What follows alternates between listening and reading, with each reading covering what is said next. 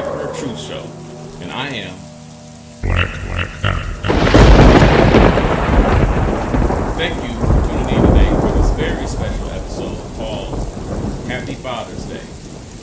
I got to do this one right, man, because honestly, if us men don't bestow honor, glory, praise, respect, and peace upon each other and upon the fathers out there, past, present, and future, then who will? So this one's got to be on point, man. So I tried to really put a lot into this. So hopefully you'll feel it. You already know the answer to who's going to do it if we don't. Nobody. So in my first video, I promised you all an in-depth look on the importance of fathers, but I really hadn't planned on making it this soon. I was going to try to save it for a little on down the line, but it's Father's Day, so, once I realized it was Father's Day, I was like, yeah, it's time, so let's do it. Let's go ahead and get at it. So I had to go hardcore on this video and put in some serious work on it, which is why it's not posted before Father's Day. Plus, it was just too much going on all at once, and I didn't want to rush it, So just to try to have it up before Sunday. So no, this one had to be right and proper. Even if it's a day or two after Father's Day, what matters is to make sure the information gets out there as soon as possible. In fact, because of the extreme importance of the fathers, I decided to make this video my first heavy hitter. All right, so we're going to go deep on this one. I got to flex a little bit for this one. So if you get lost, just rewind it, go back a little bit, replay, and you'll get it. You can also ask questions in the comments section if you get a little lost or something you don't understand. Just ask. Yeah, so if you have any questions, I'll try to help clarify things for you. If there are any, just put it down there. We'll get to it. All right? So if you're ready, let's go. Okay. So first off, I got to touch on a little bit of religion for this. Not because I'm a religious person, but most of you are. So I'm going to use some of your own religion to validate what I'm saying. So if you disagree with the information I'm about to tell you, then you might as well throw your Bible away, because you can't have it both ways. You either believe your Bible or you don't. Now, someone might ask me, well, if you don't follow it and you don't believe that it's true or accurate, then why are you quoting it? Well, that's a good question, but it's not that I don't believe it, or that there's some I don't believe. It's not that I don't believe that there's any truth in the Bible. There is, but even the slightest research into history confirms that everything in religion, no matter which religion you follow, came from an earlier source in history that was never given credit as the originator of that information. And those earlier sources oftentimes had nothing to do with any religion. So, we all know that anybody can say anything, but I'm going to do a whole big breakdown on religion soon to prove that and validate what I'm saying. It's too soon to start posting damn near the equivalent of a college thesis on here. So we're just easing into things right now, but we're going to go in on it soon. So that's coming. That's a little later. But, it's unfortunate, though, that people get all hypersensitive and serious, and they're so loyal and faithful about these religions, as if they're the end all to be all. Like as if their lives and soul depend on it. But if you would talk to any of these great religions, if you would talk about any of these great religions to anyone about 2,000 years ago, nobody would have known what you were talking about, because the Europeans hadn't put it together yet. See? People don't stop to think that Christianity is really only about 1,700 years old. 1,700 years old is about as far back as you can go with it. Before that, they didn't know anything about it. So they had other religions before that, of course. And guess what? They acted the same way about those religions that most of you act about Christianity, Islam, and Judaism. So for you, all of that, it's got to be this. This is it. This is God's religion, and we're following that. This is what it is. But 2,000 years ago, nobody knew what you were talking about. You know, so how did it get to be that important, that quick, that soon? But before that, it was nothing. So, you know, if you go back let's say, if you go back far enough, like I said, about 2,000 years ago, people would have said, "Oh, you don't follow Rosicrucianism? What's wrong with you? How can you not follow that?" That was a religion, Rosicrucianism. It was the Order of the Rosy Cross, is what that translates into. So, you know, they kill you for not following it. That was their thing. They were serious about that. That was it. If you didn't follow it, there was something wrong with you. They kill you. Oh, then in another part of the world, over in the Middle East. Oh, you don't worship Baal? How can you not worship Baal? What's wrong? And they kill you for not worshiping Baal. You had to worship Baal. How can you not follow Baal? You know. So that's what it was. You go back before 2,000 years. This is what it was, and that, it had to be that. That was it. That was the religion. That was God. That was God's religion. Had to be that. You know. Oh, you don't worship Baal? Oh, may he forgive your worthless soul that you don't worship the great and powerful, mighty Baal. Today, you laugh at it, don't pay it any attention, and don't want to hear anything about it. Back then, they kill you for not following it. Now, it's, you know, oh, you don't praise Jesus? May the Lord forgive you. You see? It's all the same thing. Only the names have changed. Christianity, Judaism, and Islam are baby religions. They were just created, as I said, about 2,000 years ago. That might sound like a lot, but on a historical timeline, it's only the blink of an eye. So, basically, when you, let me put it like this.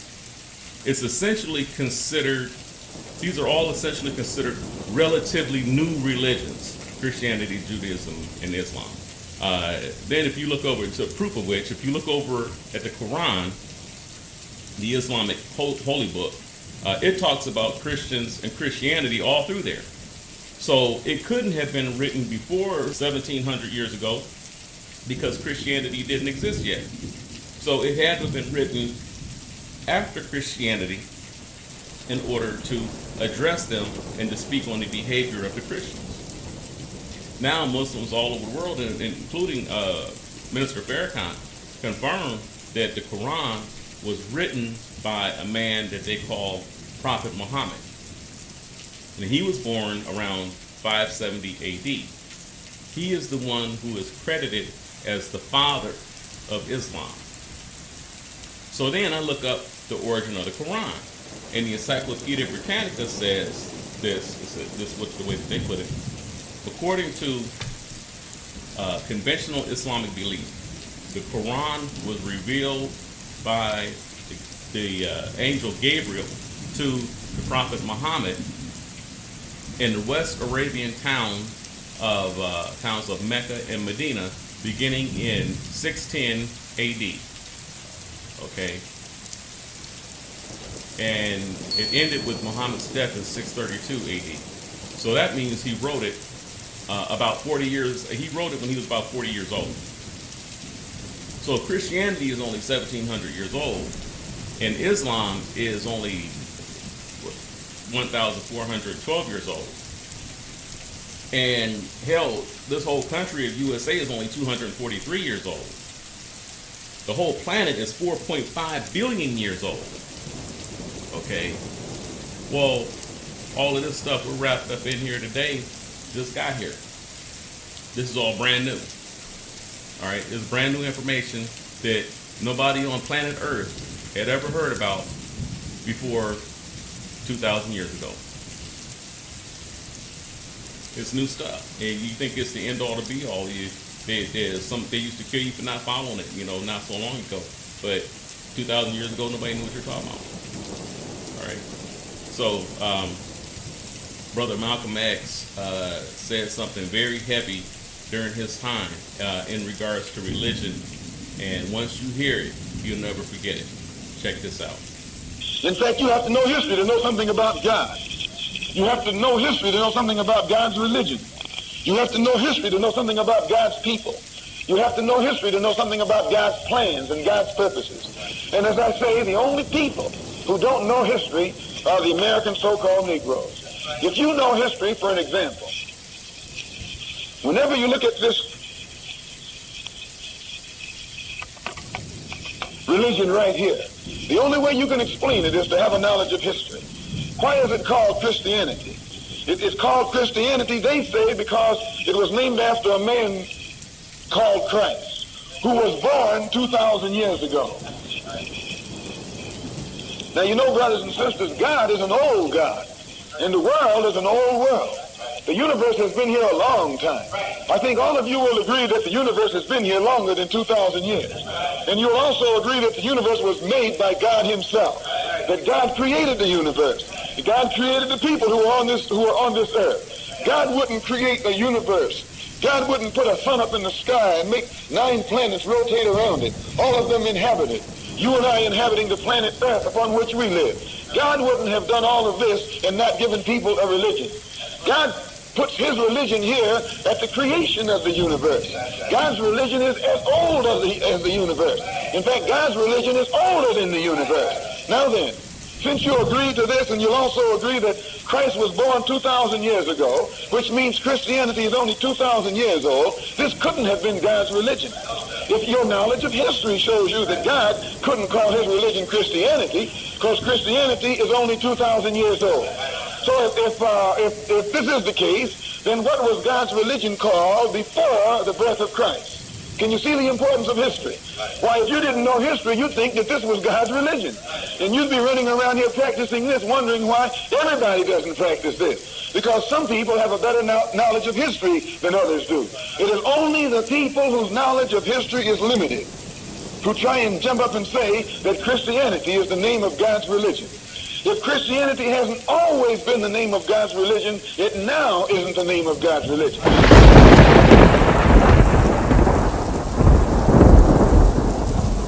God doesn't change the name of his religion. God doesn't even change his religion. God doesn't change his mind. God's mind is made up from the beginning.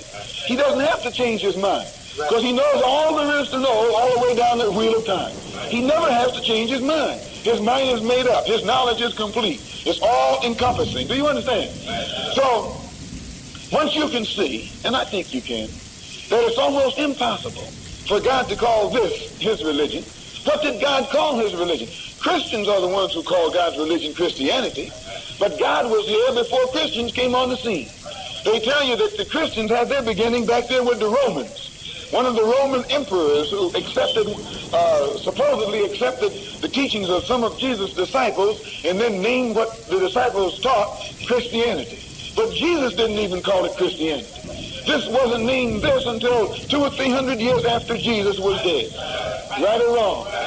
Any history book will tell this. Any Bible will tell this. Any religion, any theologian should have a knowledge of this. And the only Negroes who will contend with this are those who don't know history.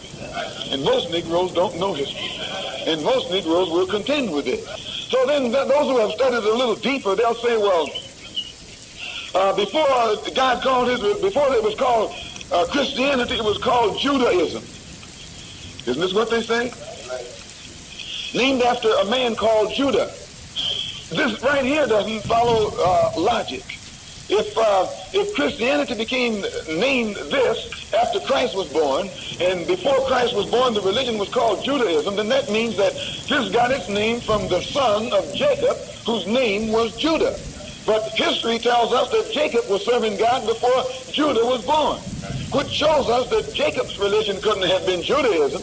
And Isaac was Jacob's father. He was serving God before Jacob, his son, was born. Isaac was Judah's grandfather. And Abraham was Judah's great-grandfather. Meaning Abraham was on the scene long before Judah came on the scene. Now, you couldn't call Abraham's religion Judaism. because there was no such thing as Judaism in Abraham's day. There was no such thing as Judaism in Isaac's day or in Jacob's day. Do you understand? Now, I know that people don't want to hear any of this, just like a baby doesn't want to be awakened from his sleep. You wake them up and start taking the baby out of those warm covers and out of that comfy crib, and it starts kicking and screaming and raising all kind of hell. Nobody wants to wake up and be forced to deal with life and be forced to deal with the truth. But we got to go into it and talk about it, or the truth will never be heard. Everybody only knows about the evil in the world. They know what's going on in the evil. They know all of the evil things that's going on in the world. If you just turn on the news, read a paper, all you see on there is evil. Because people who deal with the good just want to sit in a nice quiet house with the incense and the candles going and be left alone. Well, that's fine for you, but how does that help anybody else in the world? Then we wonder why there's so much evil running rampant out here, and why all we see is evil, all we hear is evil.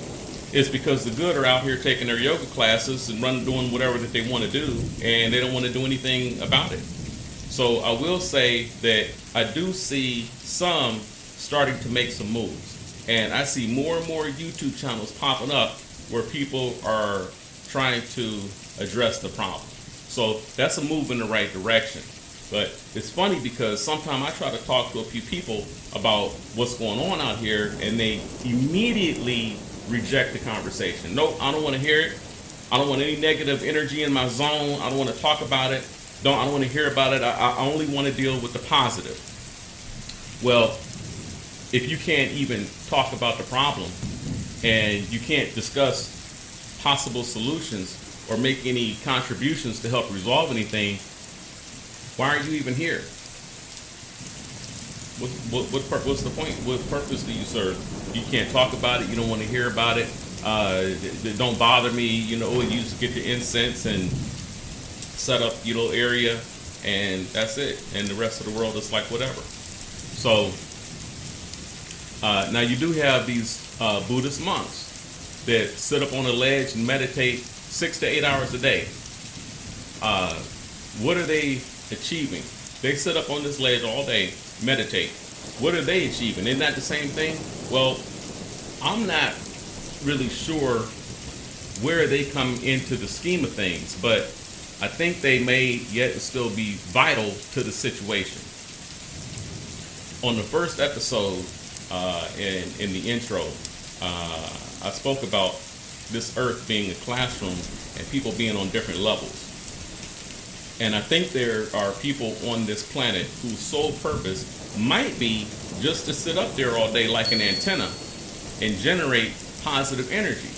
I mean, like, we never hear from them in terms of, like they sat up there and came up with some great cosmic solution to all the problems of the world or anything like that. You never hear about that.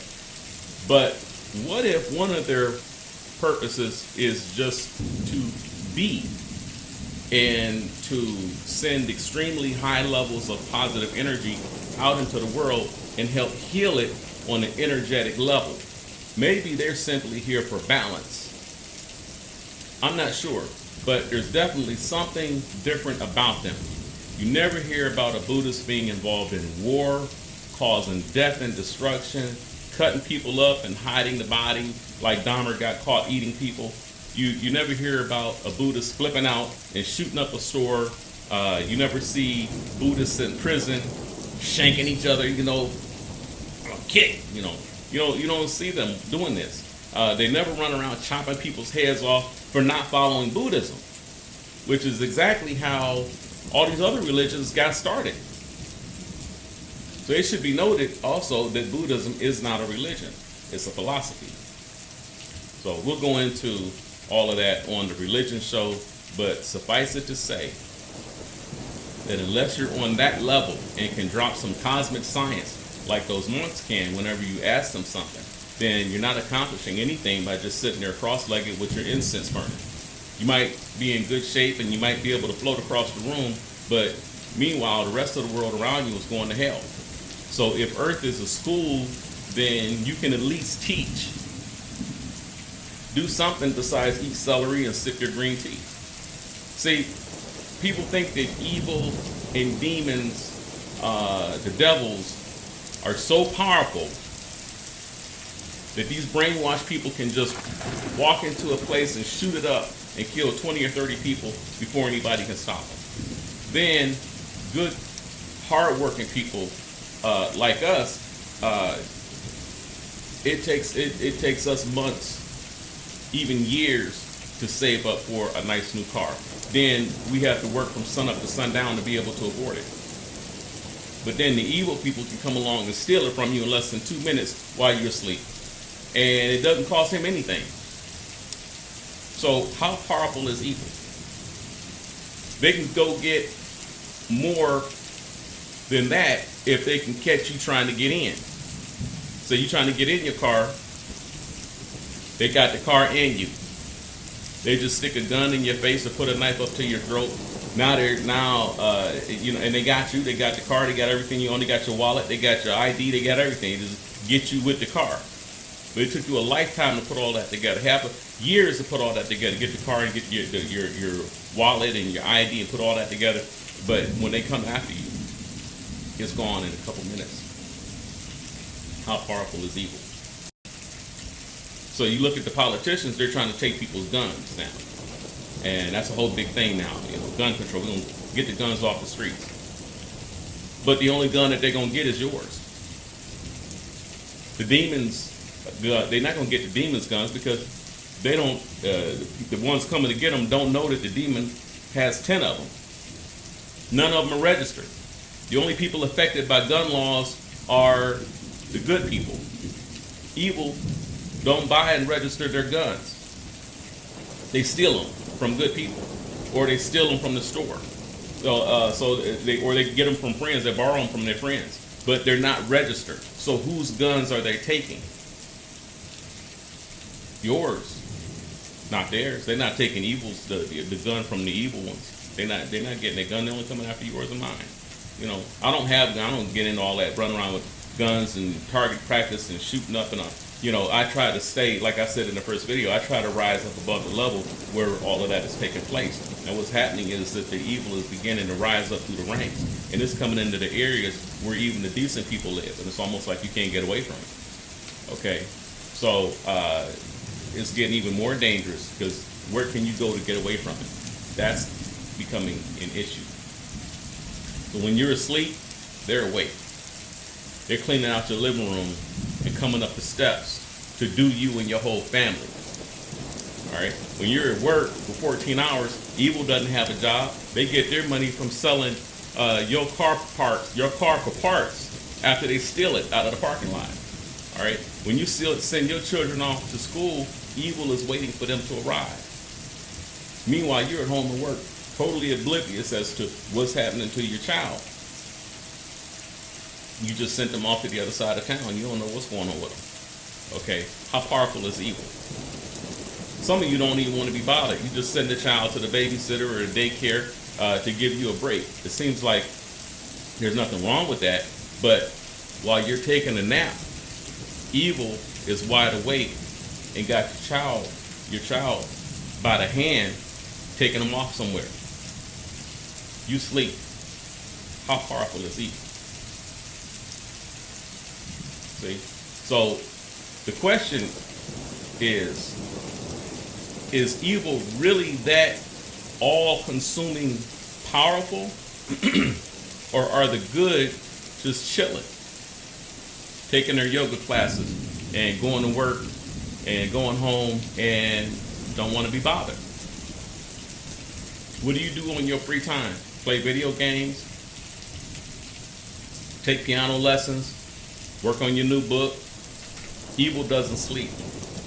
Evil doesn't have to write a book. They don't have a book to write. They just let you write yours and then rob you. Evil doesn't have a job. They let you go to work and go do the shopping and then just take it from you after you buy it. Even if they get caught, they spend a few months maybe a few weeks in jail, maybe a few months in jail, maybe a few years. And then they get right back out, and boom, evil is right back at your house with a screwdriver at 3 a.m. prying your window open, and this whole time you're on your knees praying to the same God as the ones coming after you and your children. All y'all praying to the same God. People go to war and blow each other apart. And all of them praying and asking God to protect them and to kill their enemies. The evil ones are praying that they don't want to they don't want you to wake up while they creep up your steps. And you're praying that God and Jesus keep you safe and healthy. See? And the results of this is on the news every day as to which one wins, which one comes out on top. All right? So, how do you pray to the same God as your enemies, and your enemies are winning? See? How's this been working out for you so far, praying to the same God as the ones that's after you? How's it been working out so far? The slaves prayed to God every day to be free, and the slave master prayed to God every day that the slaves don't escape. Well, slavery lasted for over 600 years. So who won? Who are you really praying to? Do you know? Or are you simply praying to the God that the slave master gave your ancestors? Do you know who you're praying to? Because everything you got didn't come from you or your people. Everything you're on your knees to was given to you by somebody else that didn't like you, couldn't stand you. All right, had chains on your ancestors. And then he gave them his God, his belief system, and then those ancestors gave it to you. And then you wonder why you're in bad shape. So I say again, how's that been working out for everybody so far? Now keep in mind through all of this, I haven't given any of you any of my personal opinions. I'm telling you documented history, and I encourage you to take notes on this information and look it up on your own. You don't have to believe a word I'm telling you. Okay, so we've established that Christianity is only about 1,700 years old and only became considered a real religion in 313 AD, when Emperor Constantine issued what was called the Edict of Milan. This allowed people to worship any religion they wanted without persecution. Because before that, people were killed for following it because it was considered an illegal, false, man-made religion. And if they caught you practicing Christianity, you'd be killed. Did you know that? So that's where the whole throw them to the lions came from. You might not have known that, but you did know that Christians were being thrown to the lions. See, some of this you know and don't know you know it. But that was one of the punishments for practicing and promoting not just Christianity, but anything that they considered false religion. If you created or worshipped or followed a false religion, they'd kill you. Christianity was considered a false religion initially, okay? And they kill you for following it. So after it was named the official religion of Rome, then they started throwing people to the lions for not following it. See, that's how all of this got started. Yeah, this is where it came from. You didn't follow it, they kill you. All right? And before that, if you did follow it, they kill you.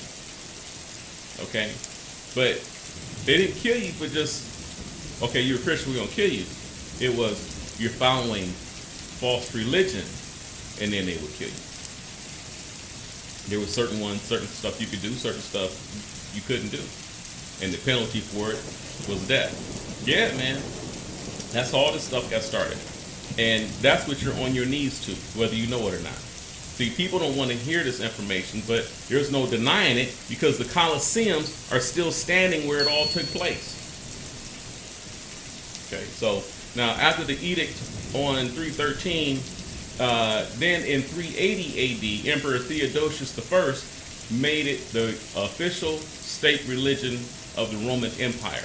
And from then, it was passed down on, and eventually forced on everybody, especially the Africans. All right. And then from there, it was spread out throughout the world.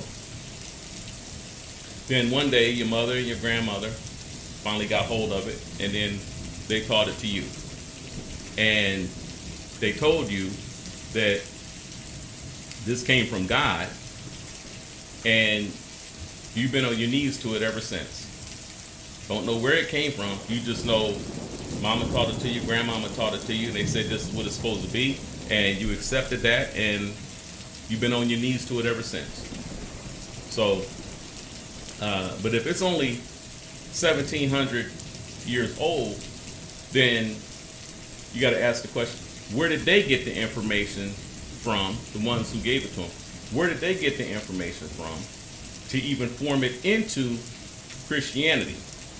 And now be patient a minute, because I'm going to show you where this ties in with fathers and all of that. But you got to get some background so that you have an understanding of where this where all this information came from, and that's what I'm going to tell you. So, what was going on before Christianity was such a big deal? What did they have before that?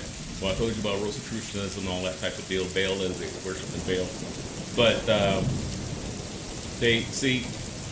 the people that were worshiping other gods, today we call that polytheism, which means that they didn't just have one god, they had many gods. And when you worship many gods, it's called polytheism, okay? And then when you worship one god, that's called monotheism, okay? So people have always had dozens, even hundreds of gods that they worship. And then Christianity came along and chose one God from among them. They said, okay, out of all of these, we choose that one. Okay, and that's who you worship today. That's who you think you worship today. All right? And when you choose one God from many, that's called henotheism. So, let's see. Judaism was the foundation. Okay, Christianity was based on Judaism, and then Islam was based on Christianity. Okay, so that God and Jesus story, that whole thing came from something even before that. They took bits and pieces of the other religions, previous religions, and then compiled that into what you now refer to as Christianity or Judaism, and then Islam was based on that.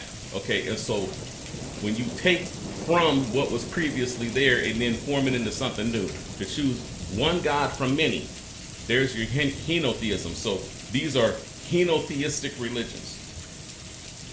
Okay, so that was how all of that originated, and people don't know it, they don't want to hear it, they don't care. And then they wonder why they're lost and confused, and nothing seems to be working out for them, and people just dying in the streets, churches getting shot up, and why didn't God step in and strike the killer down with lightning and hailstones and brimstones, and what's going on? Why does these people seem to be doing this stuff unabated, and nobody's saying anything, nobody's doing anything? It's just going wow. Another one that they worship before Christianity was called Zoroastrianism. They worship Zoroaster. This was an ancient religion from Persia, which had also made its way into India and is believed to be over 4,000 years old. All right. That was one of the religions that they took from to form Christianity, Zoroastrianism. All right. And another one that they took from to form Christianity and Judaism was called Mithraism, Mithra was an Iranian deity from around 80 AD, which became a major religion of Rome. They also copied from Hinduism in India and the religion of Egypt as well. They copied from that. And that was known as Kemetism, because the original name of Egypt was Kemet. Okay, so religion was called Kemetism, but the Greeks called it Sophia. when the Greeks got hold of the information from Egypt, this knowledge and wisdom, they call it Sophia. Okay. Okay. I said all of that to say this, that when I quote the Bible, I'm not quoting any of these vile old men up in Greece and Rome that were so depraved that we'd be banned from the internet just for talking about what those people were really into. Up there in the BC and the early AD era, it was, man, they were wicked. It was bad. But like, you can't even talk about it on here. You get your whole channel canceled. There was so much sick and depraved stuff. You couldn't show pictures of it. You get taken off the internet. Okay, that's how disgusting they really were. And the things that they did and live by are highly illegal today. You couldn't, what they did back then, you'd get arrested for it today. We're talking about necrophilia. I don't know if you even know, some of you might not even know what that is. I'll put the words here at the bottom so you can look it up. They were into necrophilia. They were into bestiality, matricide, patricide, infanticide, sororicide, fratricide, and then it starts to get bad after that.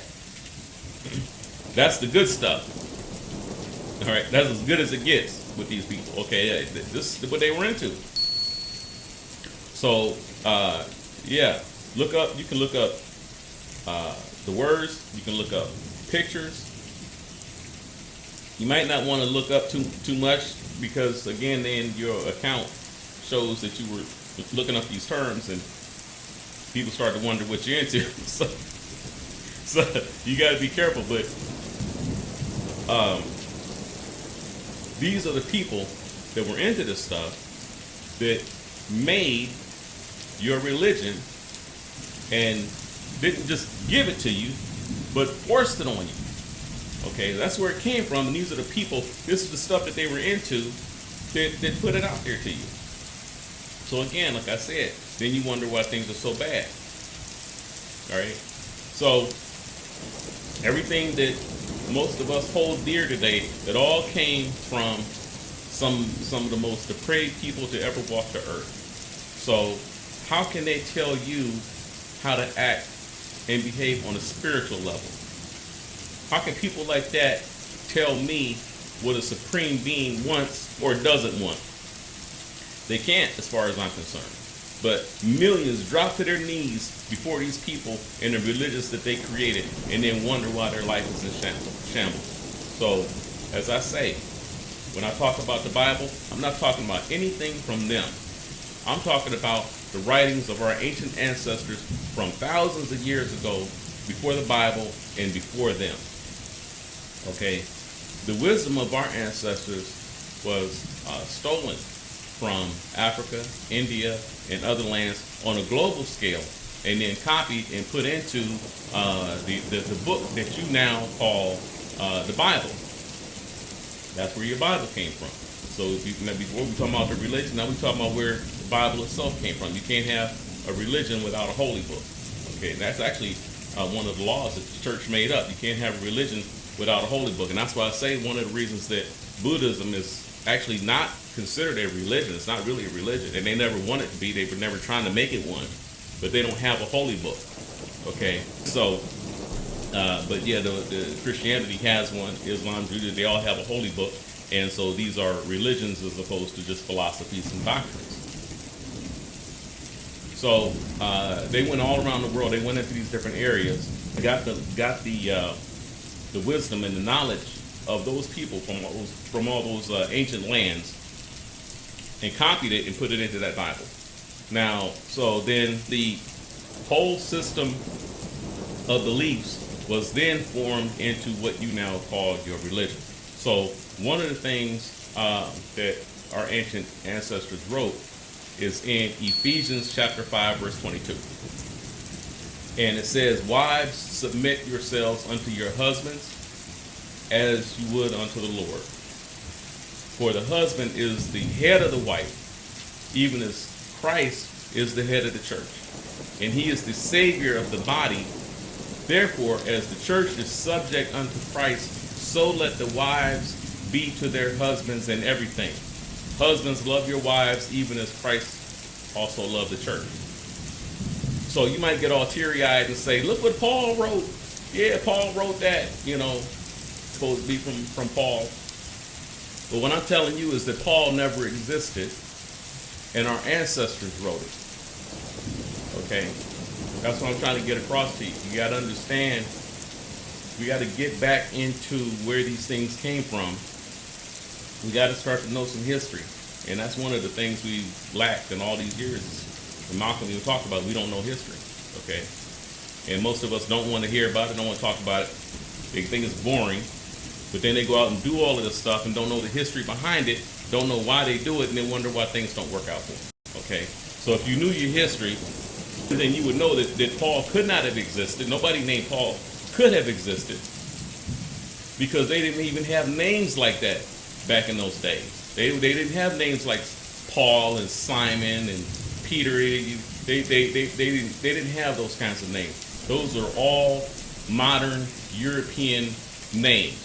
So it couldn't have been, the Ephesians couldn't have been written by anybody named Paul. See, people don't even think like that. Okay?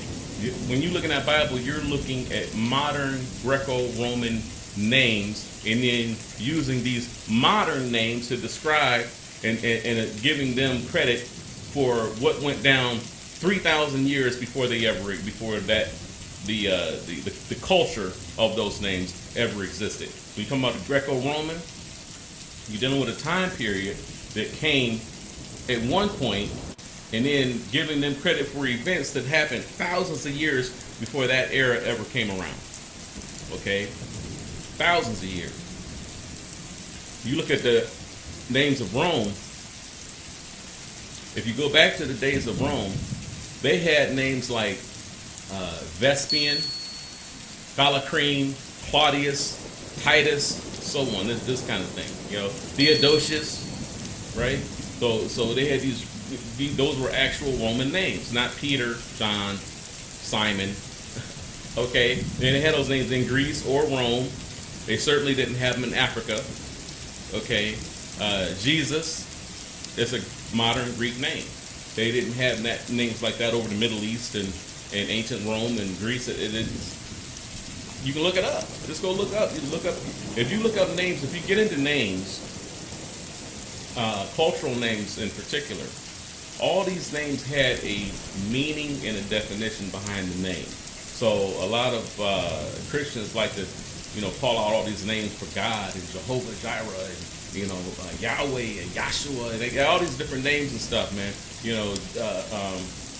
But if you go look the names up, those weren't necessarily names as much as those names meant something. And so what they were dealing with was what it meant, not so much the name itself. So like Jehovah Jireh might mean, the Lord of the mighty mountain, the Lord of the storm, that kind of thing. So when they said Jehovah Jireh, they were talking about the Lord of the storm, the Lord of the mountain, So they're ascribing him titles and certain affinities that you have to get into that rather than the name itself. You have to look up the definitions, and that's what people haven't been doing. And that's why all this stuff is so confusing to so many people. Okay? So, if you start to look up the different books of the Bible, one of the things that you'll find is that most of the books are actually considered to be forgeries. Modern scholars acknowledge that what you are looking at in terms of Ephesians and book of Proverbs, and they attribute it to, Matthew, Mark, Luke, and John, and they acknowledge now that that wasn't true, that these things didn't come from these different people that are being given credit for that. So before it just was what it was, and they accepted it, and you either accepted it or they killed you. But now people, scholars, modern scholars and theologians are now coming forward and acknowledging that no, that it wasn't, John, Peter. It came from, and then they actually will give you, you can find where it actually came from, the text that it actually came from. And a lot of it, like I said, came out of Egypt and India, came out of the Middle East, came out of Africa, parts of Egypt, So they acknowledge it now. So now, if you look it up, you'll see a lot of people talking about that this was a forgery. You also have books that were canon, books that they were accepted into the Bible, and then you have books that were non-canon. Okay, books that were rejected from the Bible. Well, what does that mean? That means there was somebody sitting around dictating what was going in and what wasn't going in.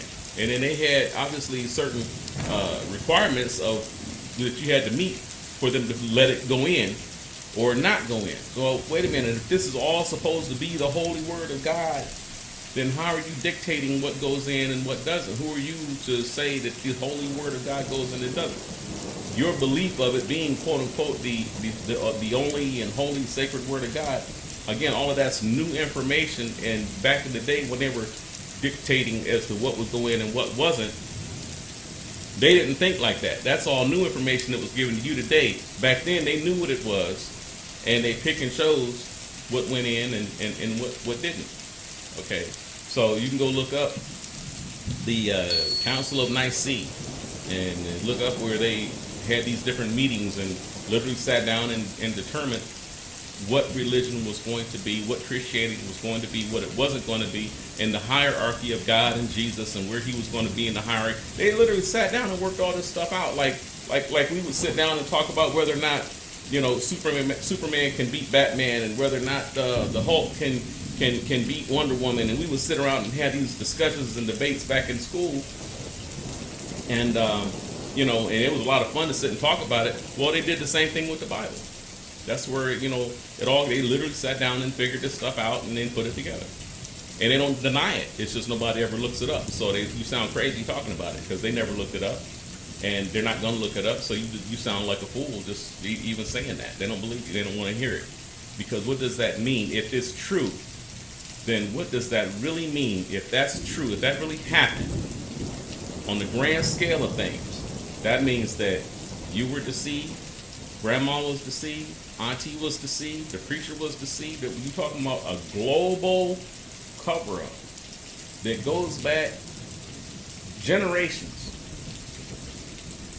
hundreds of years, thousands of years. That's heavy. If you really think, I mean, that's heavy, serious stuff.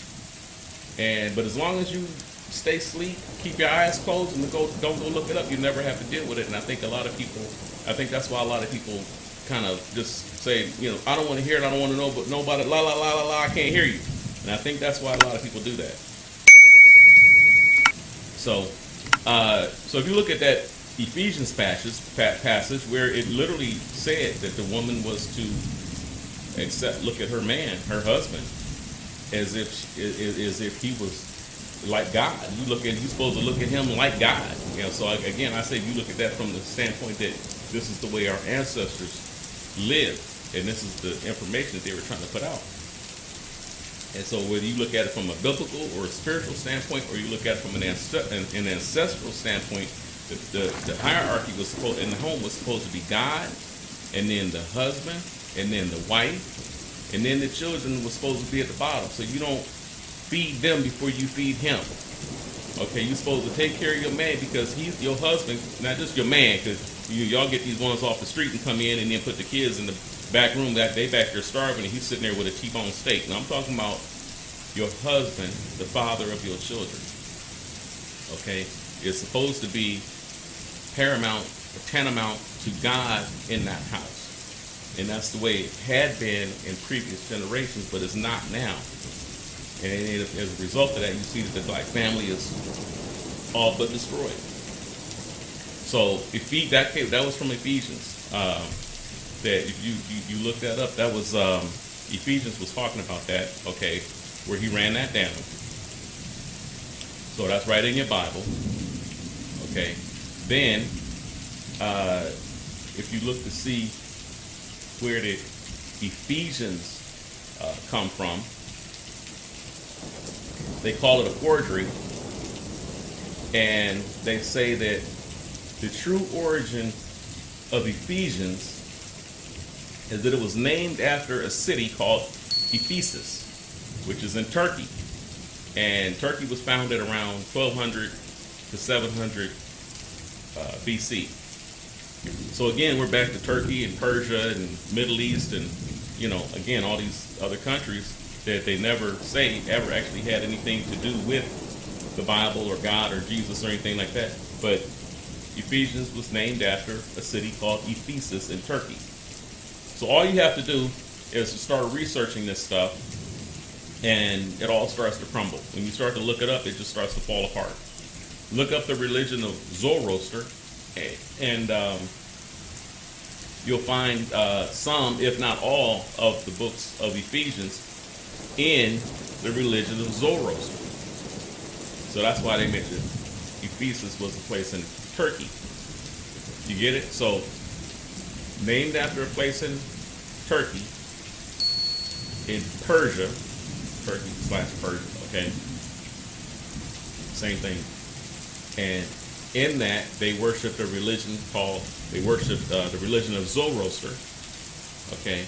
And in the religion of Zoroaster, you'll find almost an exact duplicate of the book of Ephesians. They got Ephesians from the worship of Zoroaster. That's what I'm trying to tell you. Okay, so you also find other similar passages that almost word for word in the Bible. They just copied it right over. Now, see, the people back then were the founders of the earliest civilizations. They were the builders of some of the earliest cities in history. And they developed a hierarchy to establish order in the home. And they're the ones who established, again, the father is second to God in the home. And they commanded that the wife submit to her husband as she would submit to the Lord himself. And that's how vital that the father always has been to the home. And the people have understood this since the beginning of recorded history. Only the slow, rebellious, dim-witted people of today totally disagree with this passage. And now you look at the state of the nations, and marriage is at an all-time low. And your children are wanting to get their genitals cut off before they've even had a chance to use them for anything other than going to the bathroom. This is what happens when the children don't have a good father. Now, if that's garbage and you don't want to agree with it, you don't want to hear it, then you're saying that your ancestors didn't know what the hell they were talking about, and you're saying that what's in your Bible is garbage. But if they did know what they were talking about, and the society is far off the track, and you understand that, okay, you agree, then, okay, then you have to start to change your life in accordance with what you now know. And that's what hasn't been happening. People know things and they don't really, or they acknowledge it, they know what they should be doing, but they don't do it. They understand it, they've heard it before, but they don't do anything about it. This is what Kevin Samuels was trying to tell all those women who called this show, but most of them didn't want to hear it. They wanted to call him and sit and argue, but then they got a cross surrounding that. See, you don't want to hear it, but you got the cross on, and your Bible is saying basically in agreement with what he was telling them. Because Kevin was a big Christian, and he always talked about that all the time. He always acknowledged it. But the ones who were against him also called themselves a Christian and was against what he was saying. So like I say, y'all on both sides of the fence. You say one thing, but then you find something you disagree with, and then, no, I don't care what he's talking about, get out of here. But it'll be in your Bible too. But you throwing him, he don't know what he's talking about, the Bible don't know what it's talking about, you disagree with the Bible. So y'all just do whatever you want to do, and then wonder why you're out of place in trouble, and why the black family is falling apart. See? Find one side of the fence and stay on it. Pick a side and stay there. You don't have to agree with it, but then stay there. Don't keep jumping back and forth. One day you with it, tomorrow you're not. So, if you're a woman and you think back to your own past relationships, you could ask yourself, how did you treat your men? Did you treat him like a god? Or did you make his life a living hell? What would he say if somebody asked him? Okay, because if it was the latter and you made his life a living hell, then you spit into the face of your ancestors and may as well be using that Bible as a door stopper. All right, so if you ever wanted a man and don't have one, now you know the most likely reason why. Now this Ephesians passage confirms something else that most men and women today don't understand. They don't deal with it, which is that, again, the man is the spiritual authority. That's a real term, the spiritual authority in the home. When Ephesians said that the man was tantamount to God in the home, what they're saying is that the man is the spiritual authority in the home, not the woman. Man, the husband, is the spiritual authority over those children and over his wife in that home. Okay, and children are hardwired to respond to men differently than they respond to women. But this trait is most noticeable in the different responses to the father than to the mother. Okay, so oftentimes you'll hear the mother screaming at her children, cussing them out left and right. Get your ass over! What the? Get your! I'm gonna be. You know, I mean, they in the stores and in the streets, cussing them out left and right. Sometimes they hitting on them, popping them, and shoving them, and yanking them, and going on and on. Okay, all over the place. Sometimes she's just like half insane and just abusive. But other times she's just so frustrated and upset because they don't listen to her no matter how much she beats on them, and she can't figure out why. But you might notice that a good father, meaning one that spends time with them, takes them with him around the stores, you know, shows them some respect and dignity instead of just talking down to them all the time and barking orders at them like a dog, you know, making their food and giving them big birthdays and big holidays if you're into that, all right? But the father, you know, rarely has to ever scream at his children, cuss at them, or get physical with them to get them to act right. A father that's made a spiritual connection with his children doesn't get their fear, he gets their respect, and that lasts a lot longer than fear. Respect lasts for as long as the father continues to do right by them. See? So when he has their respect, the children usually want to please the father so bad that they'll go out of their way to make sure that they don't do anything to disappoint him. And that's how it was with both my parents. I didn't really fear them. I just didn't want to disappoint them, and I wanted their approval. So I always tried to do my best, most of the time. You know, you step out of line sometimes, but for the most part, you know, I wanted to please them, and I wanted their approval. There was a lady on TV, some TV show years ago. I don't remember what it was now, but I remember she was talking about the love and respect that she and her brothers and sisters had for their father. And she said that all he had to do was look at him, you know, just look at him, and they immediately stopped everything that they were doing, even if they weren't doing anything wrong. But just the fact that they suddenly had all of his attention was enough to make them just freeze. Okay, and then he would point to one of them. He just pointed, and when he pointed, that one would immediately start crying, and the other ones just began to separate. All right, and left him standing there by himself. Okay, because they knew that one had something coming that the rest of them didn't want anything to do with. They didn't want no part of that. Okay. Now wait, keep in mind now, this whole time the father hadn't actually said anything to them. He had to open his mouth. Okay, but he hadn't said a word, and yet everybody in the house is still responding as he takes control of the whole situation. But you see that these women out here in the streets and stores, all her children just screaming and crying and running around wild. She threatens to beat the black off of them. Now, where do you think that kind of talk came from? They didn't talk like that in Africa. See? And the children don't respond to it. They're all over the place because she is not the spiritual authority. And they know it. Now, I'm not saying that the children will be perfect little angels, you know, their whole life with a good father around. But I'm saying that they will be a lot more stable, much easier to handle if they have a good father. And that has always been since the beginning of time. They'll still get into things that they don't have no business getting into. They'll still wander off and still break things. They're children. That's what they do. Okay. But when they have a good father, what they usually won't do is to start heading down that long, dark road that no child should have to walk on. All right. Without a good father, they usually don't have good direction or goals. They tend to lack discipline and self-control. They lack focus and determination.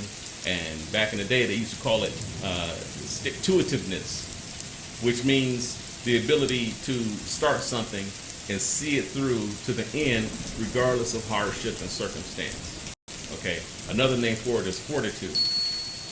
That's specifically a masculine trait that no woman can instill in her children because women never built forts. Do you know what it would be like, what it would take to build a fort? Have you ever seen one, to see a fort? See, they didn't come from women. They only came from men. Okay? People don't want to talk about what men can do, what women can't do, what they can't. Women don't want to deal with that. They don't want to hear that. And they want everybody to say that they can do anything a man can do. But you look all throughout history over the last 5, 6, 7,000 years, and you don't see women doing what men did. You don't see women building forts and castles with their bare hands. All right, catapults and waging war and taking over lands and taking over territories. But men did. Okay, and that's why men have been in charge all these years. And they call it a patriarchy. You can call it what you want. It's the fact that they took it, so they ran it. Okay, and the women couldn't take it and they couldn't run it because they couldn't overpower the men, and so things began to take a natural order again of hierarchy. Okay, and today they don't want to deal with that. They don't like that. You're not allowed to talk about it, or they try to have you quote unquote canceled. But the facts are facts. You can't go out here and look at a country that women went in and took over and dominated, and they say today, well, we boss, we run this. Run what? All of the power and authority that the women today have is power and authority that men gave them. If they put them in charge of a movie and she ran this movie, produced and directed it, there was a man that brought her into that studio and said, you're now hired to run this project, because those studios are owned, run, and operated by men. They were built from the ground up by men and always have been. And so the power that they have to run that movie and that picture still came from a man. And so that man could at some point change his mind and kick her out, and she's right back where she started from. So what power, boss, running what? No man is going to step down 100% and just give her the authority and power over the entire country, over the entire corporation. They put her in a position, and then she brags and glorifies herself based on that position. But that man can come in there at any point and kick her out. What's her name? Brie Larson, Amber Heard. All of them at one point was, I run this and I do what I, out here running it, going wild, talking all kind of stuff on the different interviews and stuff. And then when they went too far, some man stepped in and pulled the plug, and she was gone. Just that quick, just that easy. All that boss power, boss energy, poof. One man stepped in and she's gone, fired, done, blackballed. See, so the man is able to bring that into his children. Fortitude. Okay, what does that word mean? See, this is we say things and we don't really look at it, think about it in terms of where it comes from or what it means. When you get down into the origin and the background of a word, that's called the etymology. That's the origin. You can look up the etymology of a word, and that'll tell you where it came from. Okay, so the word fort originally comes from the mid-15th century. It's which means it's a fortified place or stronghold, from the French fort or fortress, meaning strong man, also meant strong man. It's a word that was also used to represent stout, strong, sturdy, hard, severe. Okay, it also meant dreadful, terrible, fortified. Come from the Latin fortis, meaning strong, mighty, firm, steadfast, brave, spirited. Okay, the old Latin word form of that is fortis. See? So all of that is 100% masculine. And yeah, women can get out here and get things done just like a man can, but she can't instill all of that into her children because she is not the spiritual authority in the home. No matter how much she screams and cusses and beats on them, as soon as she leaves, they turn right around and go do what they want to do. All right? And what happens is she keeps screaming at them, then they just get better and better at not getting caught. And then eventually, as they get older, they get stronger and faster than her, and they know it. And then her power over them is now broken because it was all based on fear tactics. Like I said, respect lasts longer than fear. So once they get strong enough and fast enough, they lose their fear, and then she's lost control of them, and now all her children are out in the streets. Okay, Malcolm X validated this with his own life, and some of you might know that the first time anybody knew anything about him, he was a street thug. He was running numbers and hustling, and his street name was Detroit Red. But he didn't start out like that. His brother, he had a brother named Filbert, and Filbert confirmed that they were just normal little boys out running around, no problem, until their father got killed by the KKK.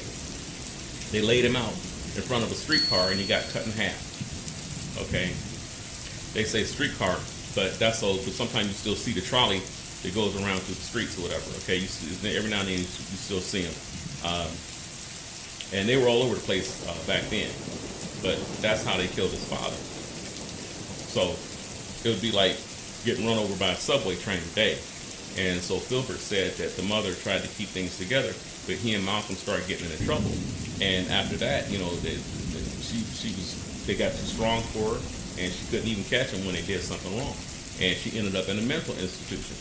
So shortly after that, Malcolm got deeper and deeper into the streets and ended up as Detroit Red. So eventually he ended up in prison, and that's when he first heard about Elijah Muhammad from the other prisoners. And then Elijah became his father figure. See? And then under the spiritual authority of Elijah, that's when he became Malcolm X, one of the greatest, the most intelligent, honorable, and noble leaders in history.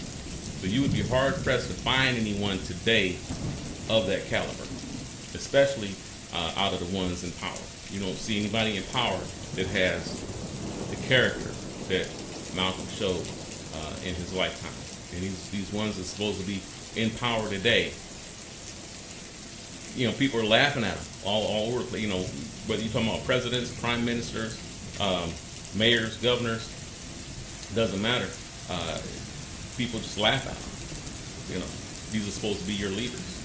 There's people making memes about them all over the internet, and people are just sitting there laughing at them. That nobody acknowledges their power and authority, or really considers them to be in power over them. But Malcolm, people literally followed him in the streets physically, walked behind him. You know, he wasn't in office or anything. He called himself just a preacher, but people rallied up behind him, you know, and wanted to be a part of what he was doing. Okay, so that's why you always hear me talking about him and quoting him, because he already gave all of the answers to today's problems. Because today's problems were also yesterday's problems, which means that yesterday's solutions didn't work. So you say, well, why would we follow what didn't work yesterday? Why would we follow it today? Because they didn't try to follow Malcolm's solutions. Nobody tried. Black people didn't even want to hear what Malcolm's solution was, because it required them taking responsibility for their own lives, starting your own business, building your own schools, cleaning up your own neighborhoods. See, people don't want to hear that. They want to say, they won't hire us. They won't clean up our neighborhoods. They won't give us better schools, and then teach us how we want to be taught and what we want to be taught. So you say, well, why don't you try building your own school? Oh man, you're crazy. How we gonna build our own schools? That's crazy talk, man. See, they don't even want to try, because it's much easier to do it Martin's way and just paint up some signs and walk around in a circle downtown when you want something. Okay, or go into a public place and just lay on the floor and let people pour drinks all over the top of their head and everything. Okay, that was what they got from Martin. Martin taught them how to do all that. All right, so, but Malcolm was telling them to go and build their own restaurants. No, now he's talking crazy. See? So I hope you can see that none of what I'm saying or doing in terms of my work or anything that I'm saying here has anything to do with race hate or anti-white or anything like that. I don't have that kind of hate and anger in my heart, and I don't, immediately call you my friend just because we have the same skin color, nor do I immediately call you my enemy because we have different skin colors. So I'm intelligent enough to know that life doesn't work like a video game, and your friends and enemies are not color-coded. So I think that as black people, we would do well to remember that it was black people that killed Malcolm X. White people in government and secret agencies may have organized it and they may have encouraged it, but it was black people who were front and center pulling the trigger. Okay? Everything else is secondary to that fact. But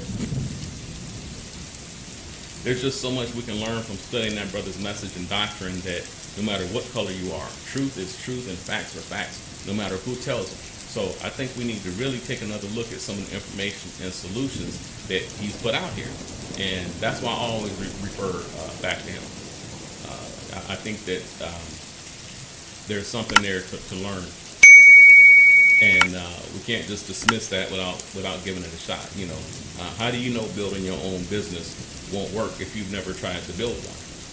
How do you know that you can't do it? How do you know that that's not going to solve anything? So we got to try it and see how far it can go. And if enough of us do it, then you can give it a shot and things might change.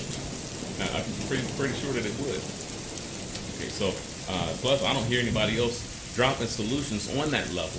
So it's not like we have a lot of choices. So I heard Farrakhan, that's another one. I heard Farrakhan drop some heavy information. And I may get into some of his clips too if I'm allowed. They might say don't play it, they might do a copyright claim. I don't know how it goes. You got to be careful because you'll just play something and then you get a copyright claim on your channel. So I'm trying to avoid all of that, but I'd like to be able to play some Farrakhan clips. And there's just a lot of information out there that could help, that we could get something from. So I need to ask them for permission and find out who to contact, and they might let me do that. So I just try to be careful with other people's content, especially nowadays. So I know we're a little off topic, but the nature of things is to branch out. Okay, nothing in nature. It's nothing in nature that's natural that grows straight up in a straight line. So I tend to kind of go all over the place when I talk, but I always try to bring it back to the center.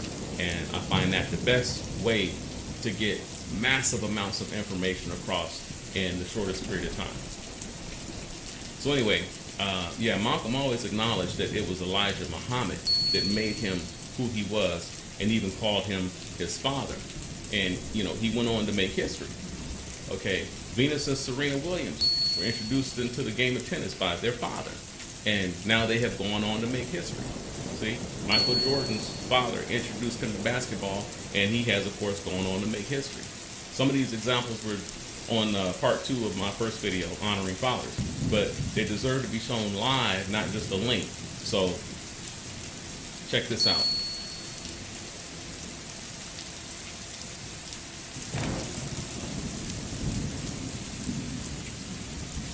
See,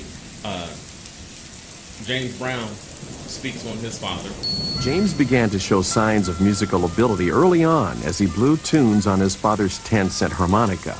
Joe Brown soon noticed his son's skill and surprised him with a gift that further triggered the boy's talent.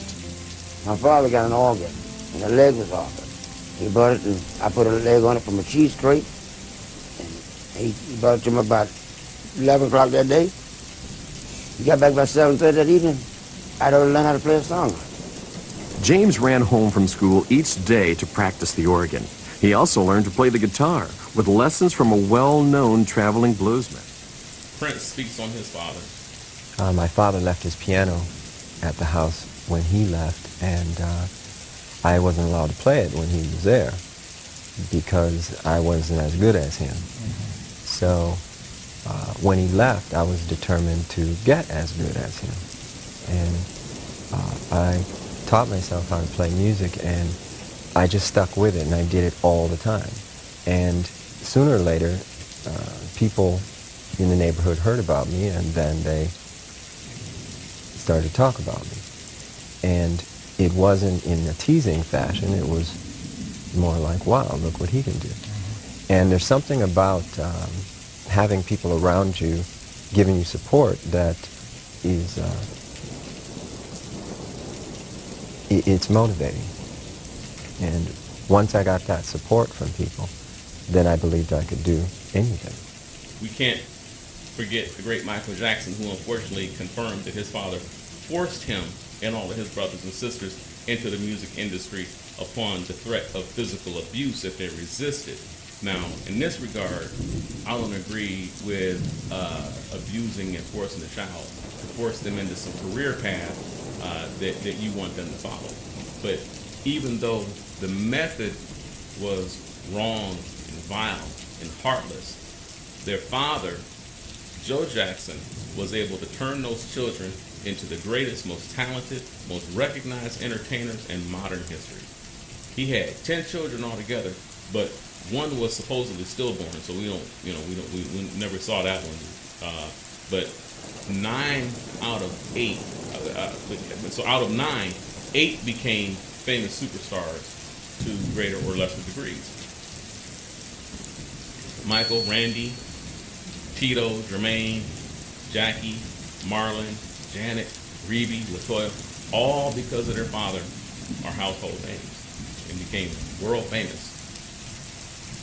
I actually have a whole show planned specifically on Michael later. That brother was deeper and more intelligent than anybody knew. But sure enough, black folks just turned on him as soon as his enemies pointed to him, and no questions asked. All of a sudden now he's public enemy number 1 just because they pointed to him and said, now he's bad and he did this, he did that. Black people immediately, look what Michael did.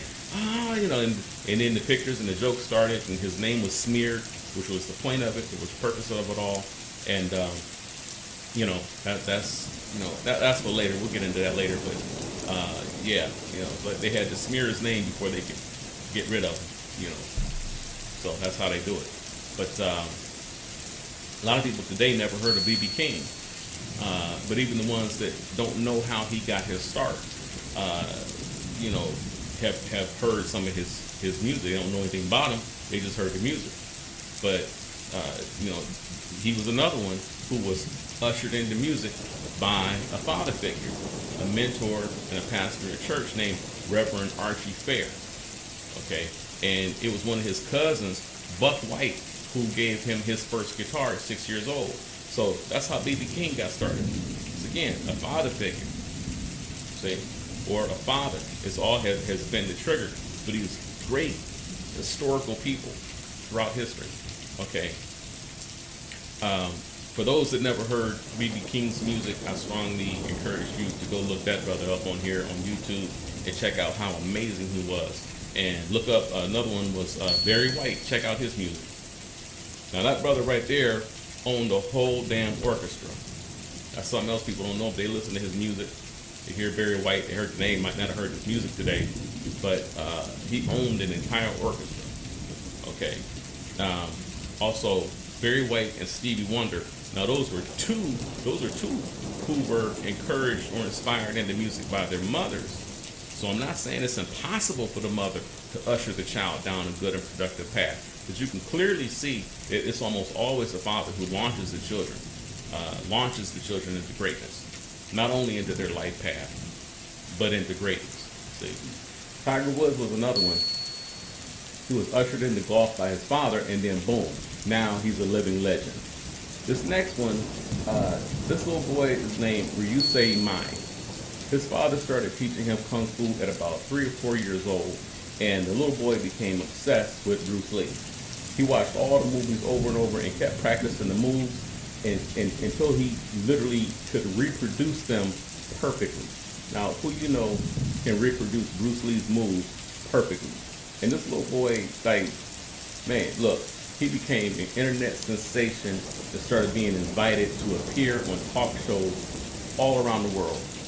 And after a few years, his mother and father divorced, and the mother, of course, got custody, and the father had to leave home.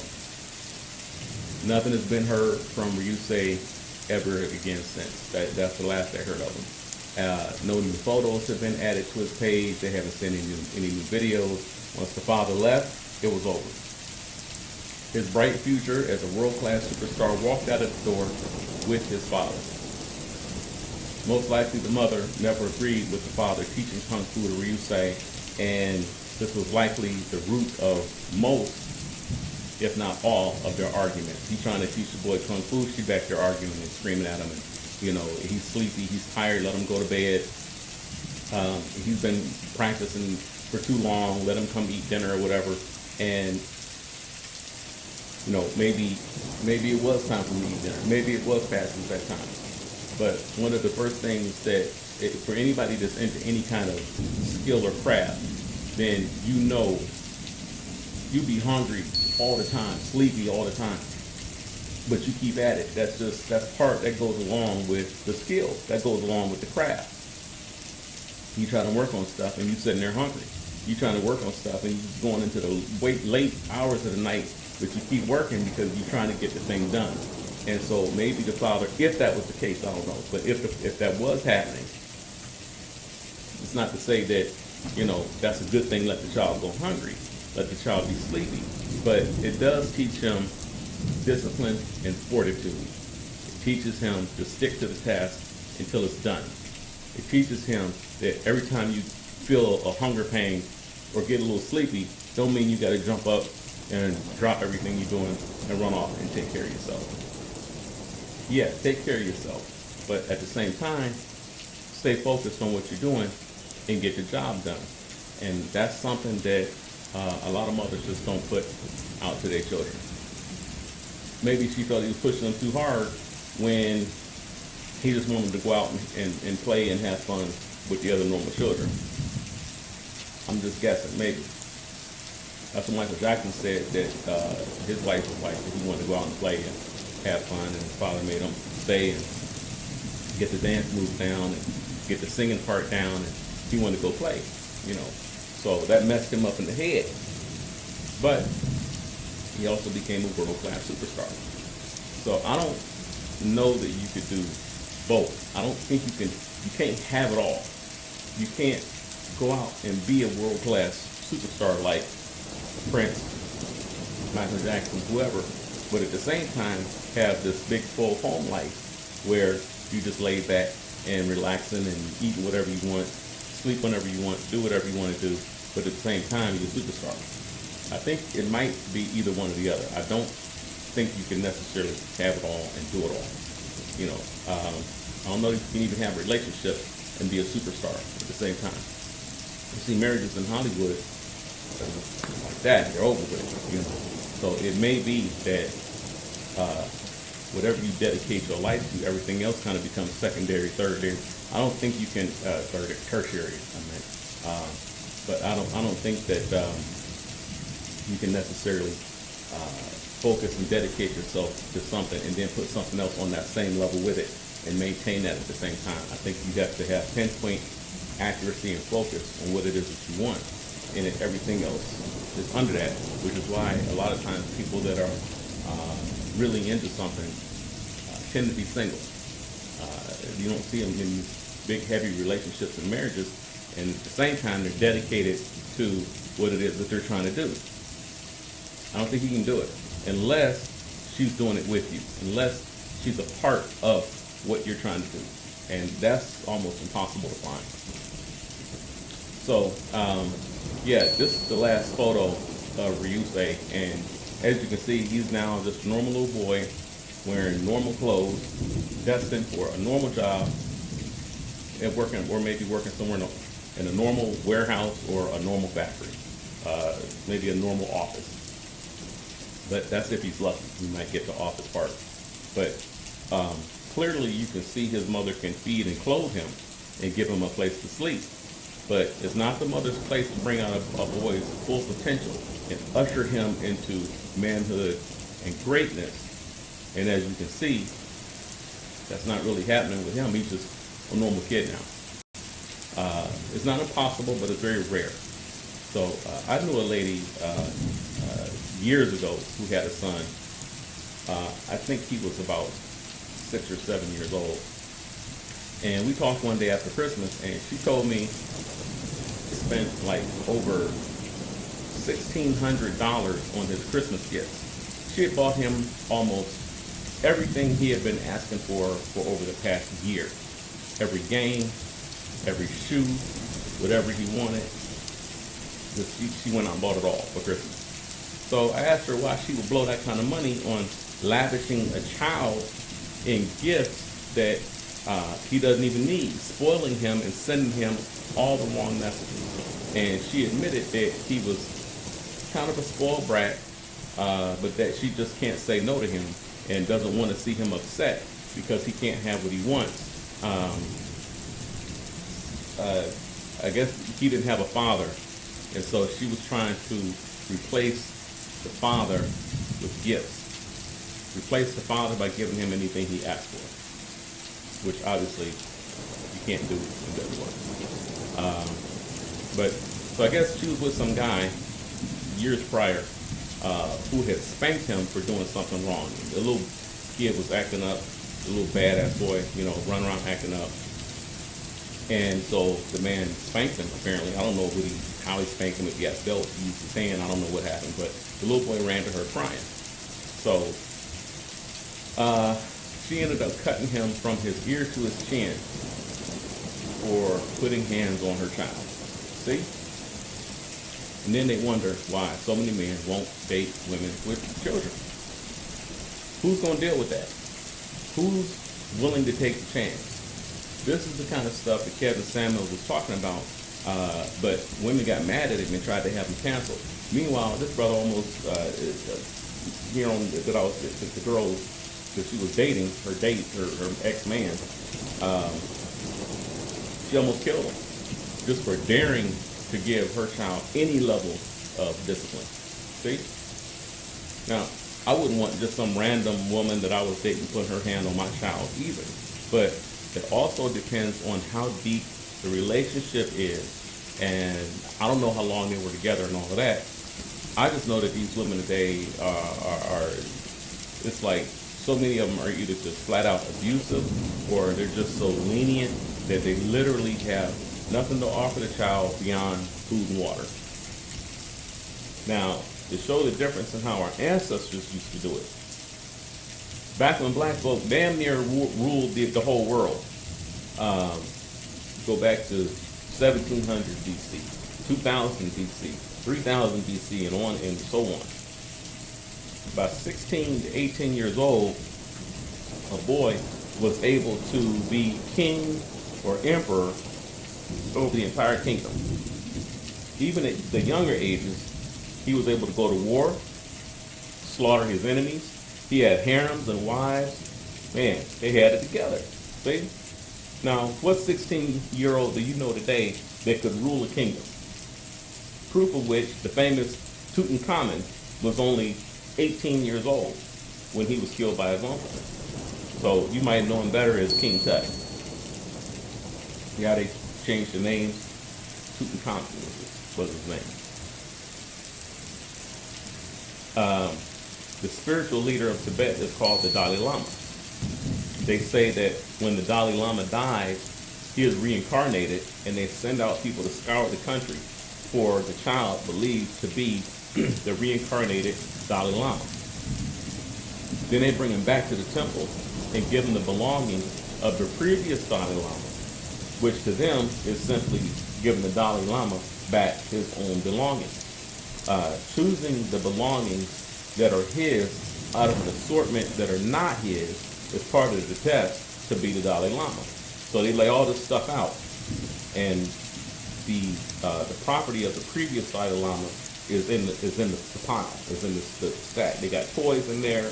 They got some glasses in there, which was from the previous Dalai Lama. Some sandals, which was from the previous one.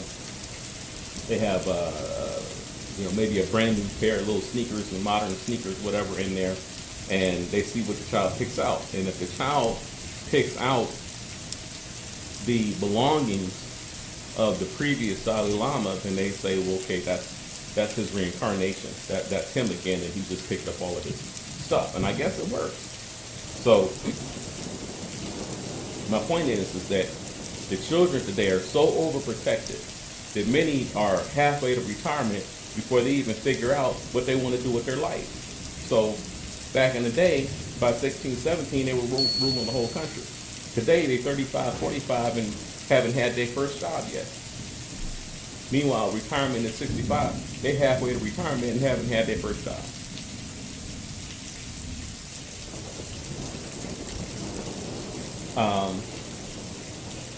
You can clearly see how far we have fallen from yesteryear. It should be noted that everybody in the days past understood the power of a good father in the home and wrote about it extensively. You may have noticed that even God is ascribed a male persona, and people say God the Father, not God the Mother. Why? You all love the church so much, but the church is the one who established God as a male. Why did the church call God a father instead of a mother? Modern feminazi try to change it to say that God is a woman today. But they say they'll say like that God is the mother of all, that kind of thing. But that's out of order with the universe itself. In truth, a supernatural being that exists outside of this realm, outside of time, whose very essence is the substance that makes up all things, would have no need for genitals. A being on that level wouldn't even have a physical form as we know it. So therefore, a true all-powerful creator being that can mold universes with just its own willpower would be neither male nor female. It would be most likely pure living energy. And that's what scientists have determined that all of reality is made from. Everything that you are and everything that you see before you at its base core. When you get one of those ultra powerful electron microscopes and get down past the molecules, past the atoms, and you keep zooming down to the smallest particles, they have proven and verified that everything is made up of pure energy, and that this energy seems to be conscious and intelligent. So I say again, you don't have to believe me. I encourage you to go and do your own research and check it out for yourself. Okay, so hold that information in your mind for a minute, because we're going to come back to it. Now let's jump over to ancient Egypt, because they actually knew this information. See, every aspect of reality was given a name to represent its form and aspect. Nothing was dead, and nothing was just an old rock or just an old tree. Yeah, like, so the wind is blowing a bit today. That's how we see it. But our ancestors knew that the trees, the rocks, the sun, even the planet, and the earth itself were all alive. They're all just different forms of life that we can't relate to. And it all came from something greater than itself. But none of it was just dead. See, none of it was just nothing. It was just that's just a rock. That's just an old tree. And it was all alive, and it all had a consciousness and a will of its own. Okay, we don't think like that today. So, in terms of dealing with these different aspects, they gave different names. Every aspect was given a name and was glorified as a different deity. But all these different deities form this one single reality.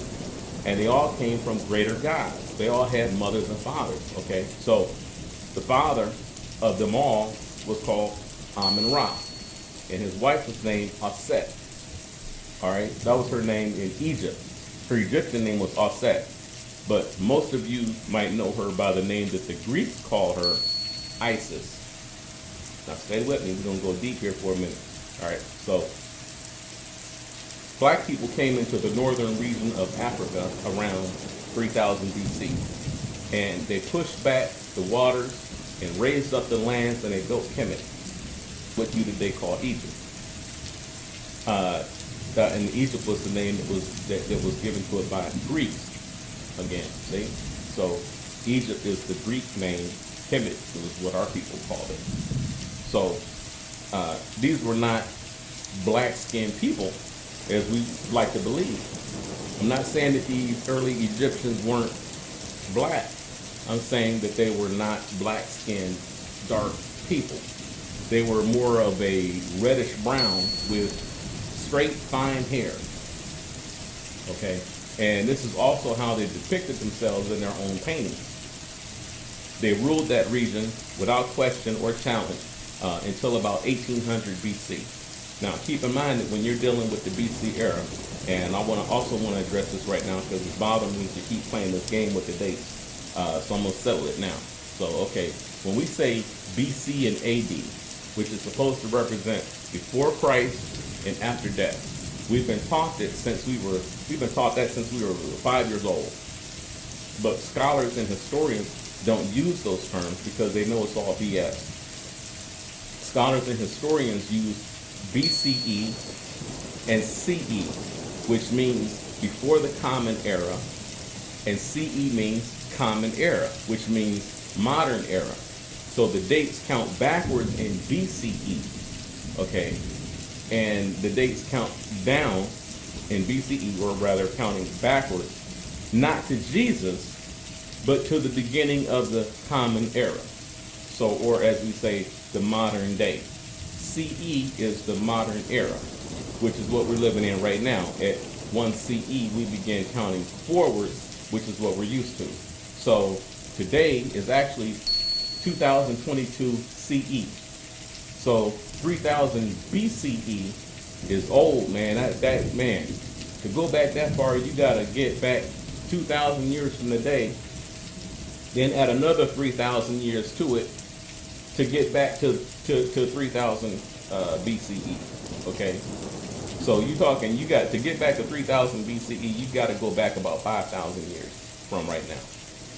All right, so that and so at that point, that's when you get back to the beginning of Egypt.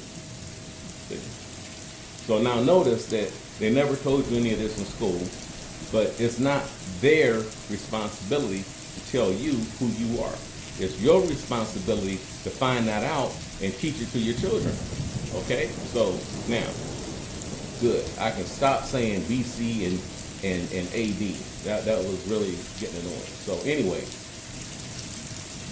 Egypt started having various invaders and wars coming into the region around 1800 BCE. But they were always able to either fight them off or regain control later.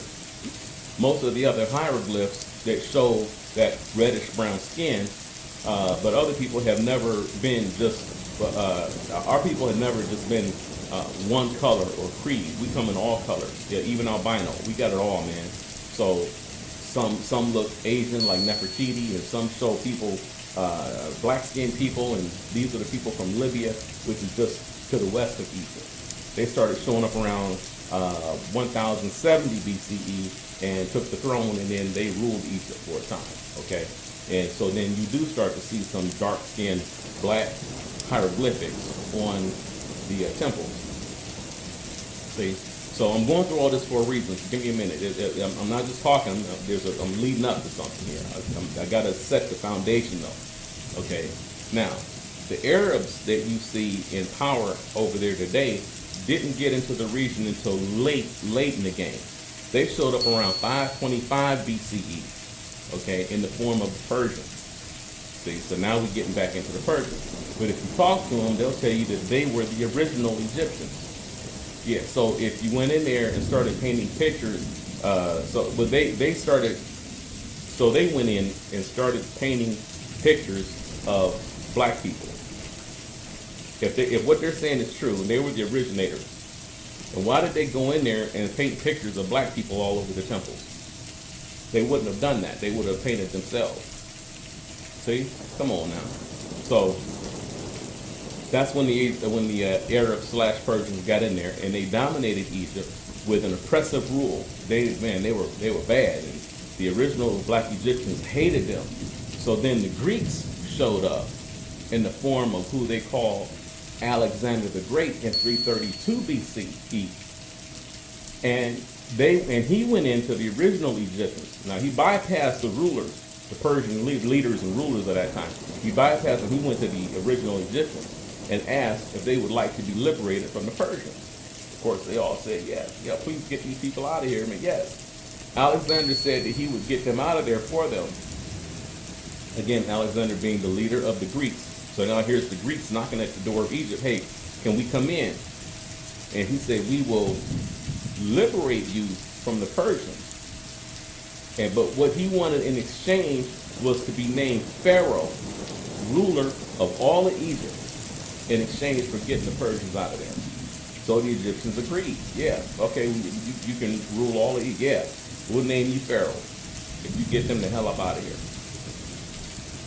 So this is how the Greeks came to rule Egypt without firing a single arrow or without drawing a single sword. That's how the Greeks got into Egypt, and that's how they came into power in Egypt. Okay, so Alexander and his entire army turned on the Persians for them. Okay, and ran the Persians all the way out of the country, across the ocean. And Alexander stayed in pursuit across all the oceans and across the land with his army and his great ships until he finally died from an infected arrow wound. He got shot with an arrow and got infected, and that's how he died. Okay. But in the meantime, Egypt was now under the rule of Greece, and they really weren't much better off than they were when they were ruled by the Persians, because the Greeks were so vile and perverse that they had brought all of that into Egypt with them, which then spread amongst the Egyptians themselves. So that behavior that the Greeks were into is what it ended up getting passed into the Egyptians. Okay, so we're talking 332 BCE, and the Egyptians basically opened up all the secret teaching of the Egyptians was now laid open and laid bare for the Greeks. And the Greeks sat at the feet of their black master teachers and became their students. So from here is where you get all of your great Greek philosophers. Aristotle, Plato, Anaximenes, Socrates, Hippocrates, and so on. So if you want to know what your Egyptian ancestors was teaching in those mystery temples, then just go study the works of the Greek philosophers. See? And get this. The whole course was actually 40 years long. But all of the Greeks dropped out after only 1 to 7 years.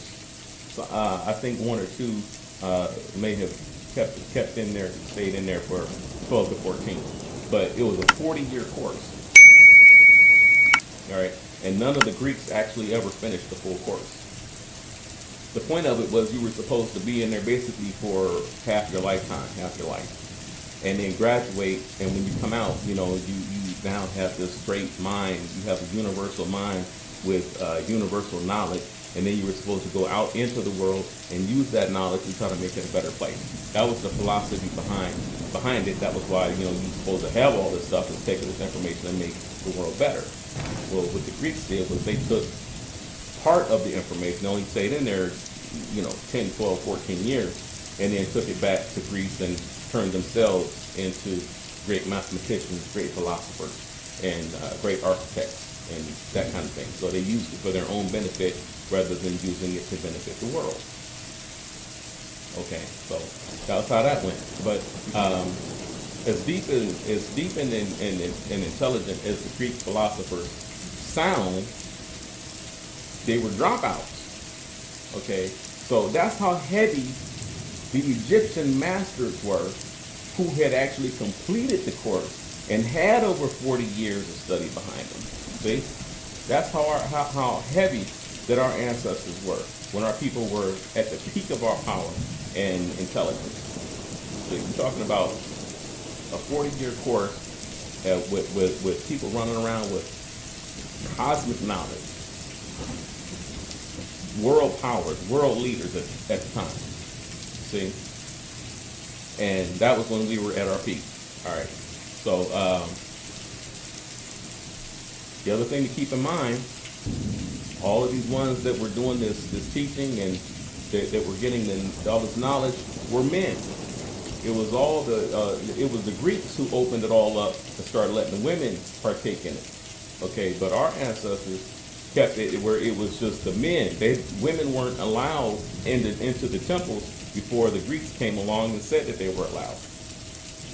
It's not because the men hated the women or anything like that, but they felt that the women were a distraction to the men and to their studies, because the women would come in and basically make it all about them. They come in and, they want to be seen, and they got the perfume on or whatever, and, flipping their hair in somebody's face, and, just, how they do.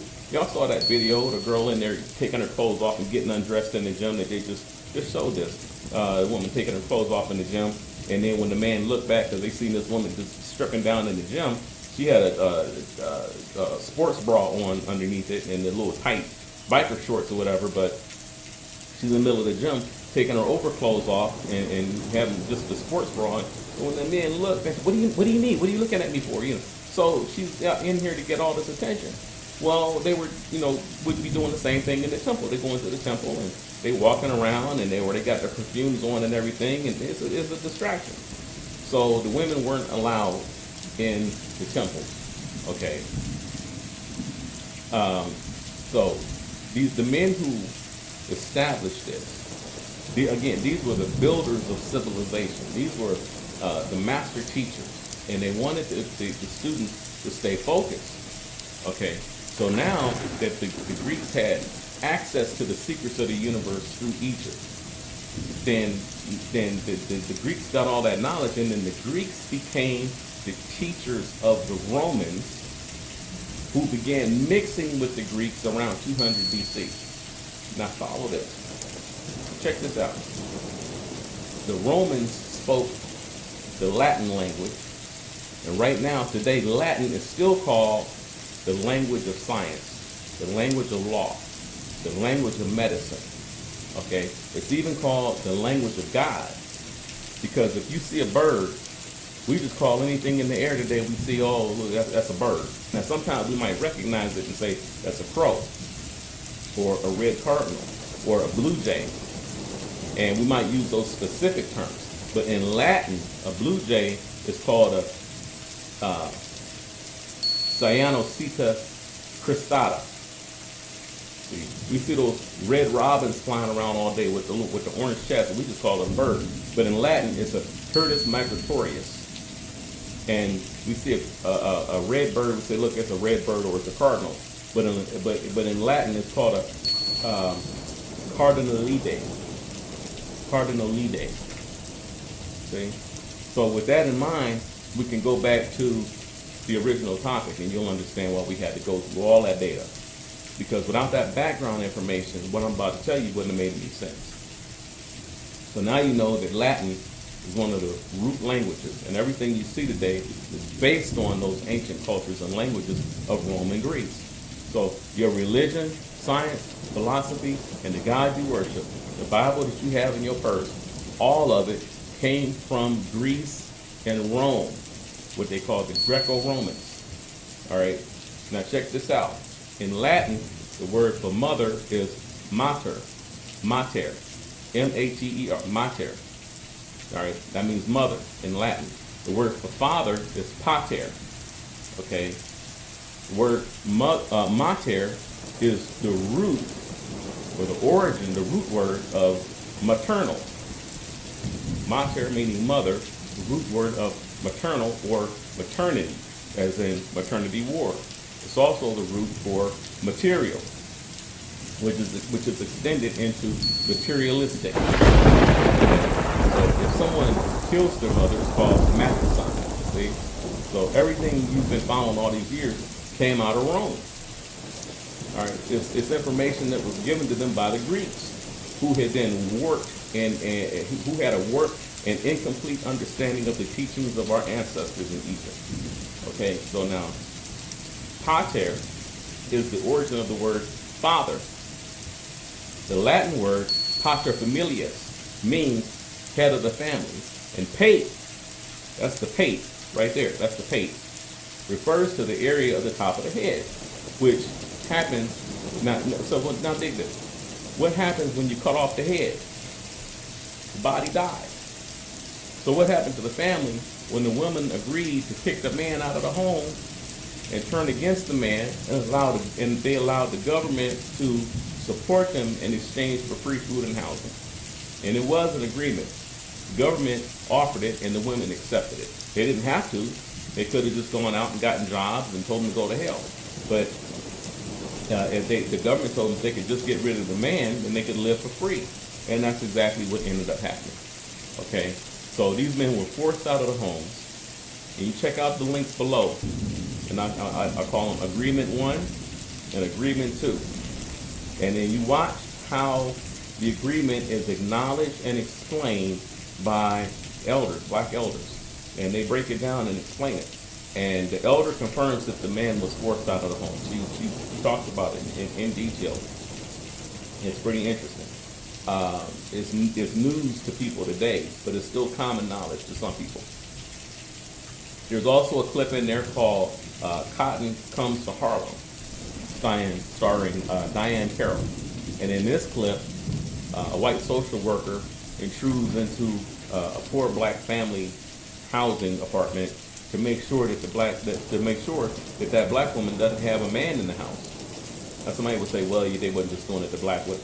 Yeah, but it was a lot of them in there, and the marital rates for whites had been fairly high, while the marital rates for blacks had been extremely low. The marital rates for whites have been extremely high, and the marital rates for blacks have been extremely low. And it's still like that today, but it's more extreme.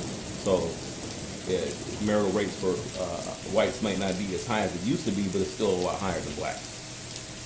Okay, so they would send a social worker to go in there and make sure she didn't have a man. And this was standard procedure for any family on welfare that was receiving public assistance. One of the requirements for getting the public assistance was that the father couldn't remain in the home. The social workers were routinely sent in there to make impromptu, unannounced visits and to try to catch the black woman with her husband or boyfriend. Okay, so the agreement started in the 70s with the establishment of the domestic violence laws, which didn't exist before the 70s. Then it picked up steam in the 80s, and more women jumped on board with the program, especially black women. By the 90s, TV was filled with shows depicting all of these so-called strong black women who were rejecting their men left and right, laughing at them just for trying to approach them. Y'all seen these shows, man. The men would be made to look like fools, while the women were made to look like they were just running everything. You look at the shows that they had out, and the black women loved these different shows, man. Cosby Show was one of them. As popular and famous as that show was, everybody loved it. We loved it. We come running in from outside. Somebody, Cosby Show getting ready to come on. Oh, okay. And we'd run in from outside. Be out there playing, and we'd run in the house and to watch the Cosby Show, so we didn't miss it. And then we'd have dinner, or dessert, whatever. It was a good time. We had a good time with it. But hindsight being 20/20, you look back, and Cliff Huxtable was the father, and he was a doctor. Okay, what was it? He was a OBGYN, wasn't he? He delivered babies and stuff, right? And his wife was a lawyer. Well, if you watch the show, although they looked like just this big successful family, Cliff was a loser. He didn't even run his own household. She ran it. If something broke in the house, the washing machine or something like that broke, Cliff couldn't fix it. He would try, and he'd always end up screwing it up. And then Claire, the wife, ended up having to call somebody to come down and fix it after he had messed it up even worse than what it was. See? Now, he's a doctor, but she had to watch him and make sure he didn't eat too many sweets. Okay? But he's a doctor. But he had to sneak and get cake and pies and food so he wouldn't get in trouble with her. So they showed him sneaking slices of cake and sneaking slices of pie so he wouldn't get in trouble with her. Who was really running the house? See? And then the names meant something. Cliff Huxtable and Claire Huxtable. Claire is another word for clarity, clear, intelligent. And Cliff means high. Huxtable is derived from an old term, huckster, or salesman. He was the high salesman. Cliff Huxtable, high salesman. A huckster was basically the people who would walk around and sell the snake oils and stuff, and they would sell liniments or whatever. You know, whether they worked or not was questionable. But Cliff was the big salesman. What was he selling? Jell-O pudding. When they put Cliff on there to start selling Jell-O, when they put Bill Cosby on there to start selling Jell-O, it took off, man. Nobody was paying that Jell-O any attention until Bill got on there and started pushing it and selling it. Then he started getting on there almost every TV show. He had his own TV series. He was doing tours and doing comedy tours. He was all over the place, man. I mean, people don't understand today how big that Bill Cosby really was back in the 60s and the 70s. He was huge. And they had him in movies and everything. He was in he had movies, he had TV shows, he had series for kids, little kid shows and stuff. So he was big time. Okay, so but his big break came when he started doing those Jello commercials, and he sold so much because now he's making millions or billions for these corporations. So they put him on a pedestal, and he could basically write his own paycheck. Okay, so that's why, like with the Cosby Show, Bill owns those shows. All right, most people that get on a sitcom, they don't own anything; they just own the show. They get a paycheck. Bill owns those shows, okay, with the Cosby Show. So that's how special he was to them that they let him, they gave him that, okay. Then he got a little out of hand, started, went to buy NBC, and then his son ends up getting killed. All right, so now we start going off into some deep stuff. See what I'm saying? But Cliff, when he was on this Cosby Show, this was beginning that trend where the women were being pedestalized and the men were being minimized. The men looked like idiots and the women looked like geniuses. Okay? And it was smooth the way that they did it on that show. None of us caught it. We just thought it was funny. We thought it was cute that Cliff couldn't fix anything in the house. We thought it was funny that Bill, Cliff trying to eat the food, whatever, and he's looking out for his wife to make sure she don't catch him cutting cake and cutting pie. You're the man of the house. If you want some cake, just go cut you a slice of cake. But he was looking around for her. He didn't want to get in trouble with her. See? So who was running the house? She was. See?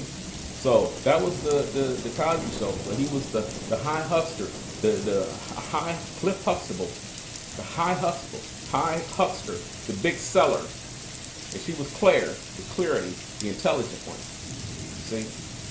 And so this was a show that very subtly put women up on a pedestal and had the whole world watching like, wow, yeah, this is great. But Cliff is on there tripping over his own feet damn near. See what I'm saying? He had a job where he delivered women's babies or whatever like that, but overall, he could, when he got back home, that was her nest. She was running that. All right? So that was just one show. That was one of the biggies that kind of put a twist on things and nobody really caught it. Living Single was another one. Different World. All right? Family Matters with Urkel. All right? All these shows was doing that, where the female was running it and the men were all looked like idiots. Family Matters with Urkel. Urkel tripping over his own feet and falling all in over the furniture and everything, and all the girls looking at him like he's crazy. See? So this is how they kind of slip that stuff in, and we watch it and laugh, and but we don't get what they're doing. Okay? You look at Different World. Dwayne Wayne and his friend was always in some girl's face trying to talk to him. And the girls usually, what they do, walk away laughing, while Dwayne Wayne and his friend was trying to, and the girls would walk away laughing and left him standing there. See?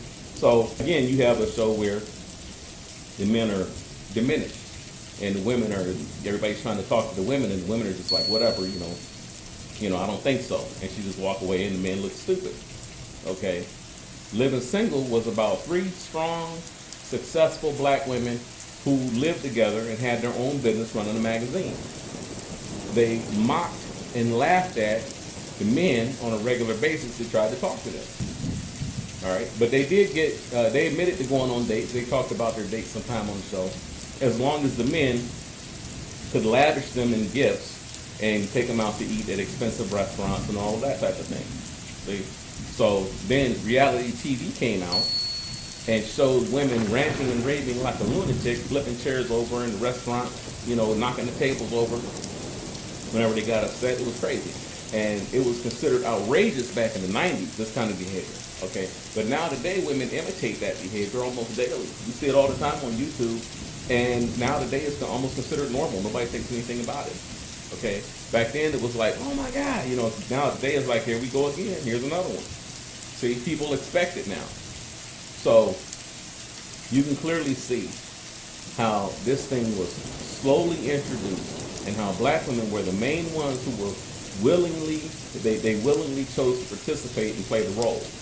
They played the roles that were depicted in the shows as the women being strong and the men being idiots. Okay, so some of these women just would maybe ask the man to leave, but if he refused, there was a lot of women that, you know, if he didn't do what she wanted, some of them, they hit themselves in the face and called the police to say he attacked her. Okay, police would arrest him and drag him out with no evidence whatsoever, and no evidence was required. They didn't even want to hear what he had to say. All right, and this happened to more than one brother back around in 2015, 2017. That was getting pretty bad. So, you know, right around in those dates, it was getting pretty bad. So I saw this one video back around that time, 2015 or so, and this brother had actually recorded her attacking him. She had picked up a pipe out of his yard and banged on his door and came in and started hitting him with a pipe out of his yard for having their children. Him and her had children together, and I guess he had him a new girlfriend. And so when the children came back talking about daddy's new girl, then this little animal ran up on him and started hitting him with the pipe, and so he recorded it. Okay, but then when she left, when she stormed out of there and left, she called the police and said that he attacked her. So then, of course, now he got a video, so he's safe, right? Nope. He tried to show the police the video, and they wouldn't even look at it.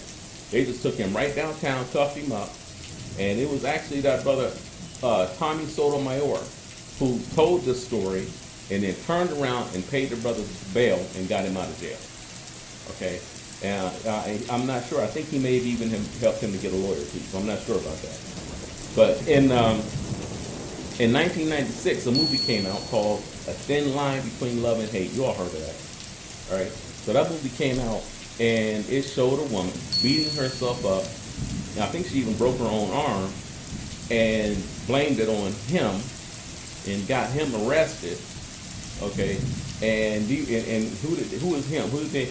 Well, they used two of the biggest black celebrities of that day and attracted a huge audience of mostly black women. It only cost $8 million to make the movie, but it generated $38.4 million. And after that movie, the calls came flooding in, of women accusing men of hitting and attacking them. And the ones that they got to play the roles was Martin Lawrence and Angela Bassett. Okay, two of the biggest names of that day. And they agreed to play the role, and black people got caught up into that trap, and black women played the role and started getting black men arrested, accusing them of doing things that they hadn't done, and they're still doing it right now to this day. I knew a brother whose woman had threatened to do it, threatened to beat herself up and call the police if he left the house to go out that night with his son. So yeah, he wanted to do a father-son night with his baby boy, and she said it's too cold, he don't need to be out there. He was like, he's gonna be in the car and got the heat on, he'll be good. She was like, he ain't going nowhere, and if you try to take him out of here, I'm gonna beat myself up and call the police on you. See? So here we are in 2022, and you see women all over YouTube crying and complaining because men don't even approach them anymore. They go out to clubs, they sitting there, they got their little sexy dress on, they flowing all out the top, and nobody's paying them any attention. No more expensive dates, no free food, no expensive gifts, nothing. Men are now going their own way by the millions. And of all nationalities, creeds, and colors, black and white men have almost united on this front because they now have a common enemy. So I see them at work, and I've had different jobs, whatever, and so I hear them at work, and they're telling a story about their woman.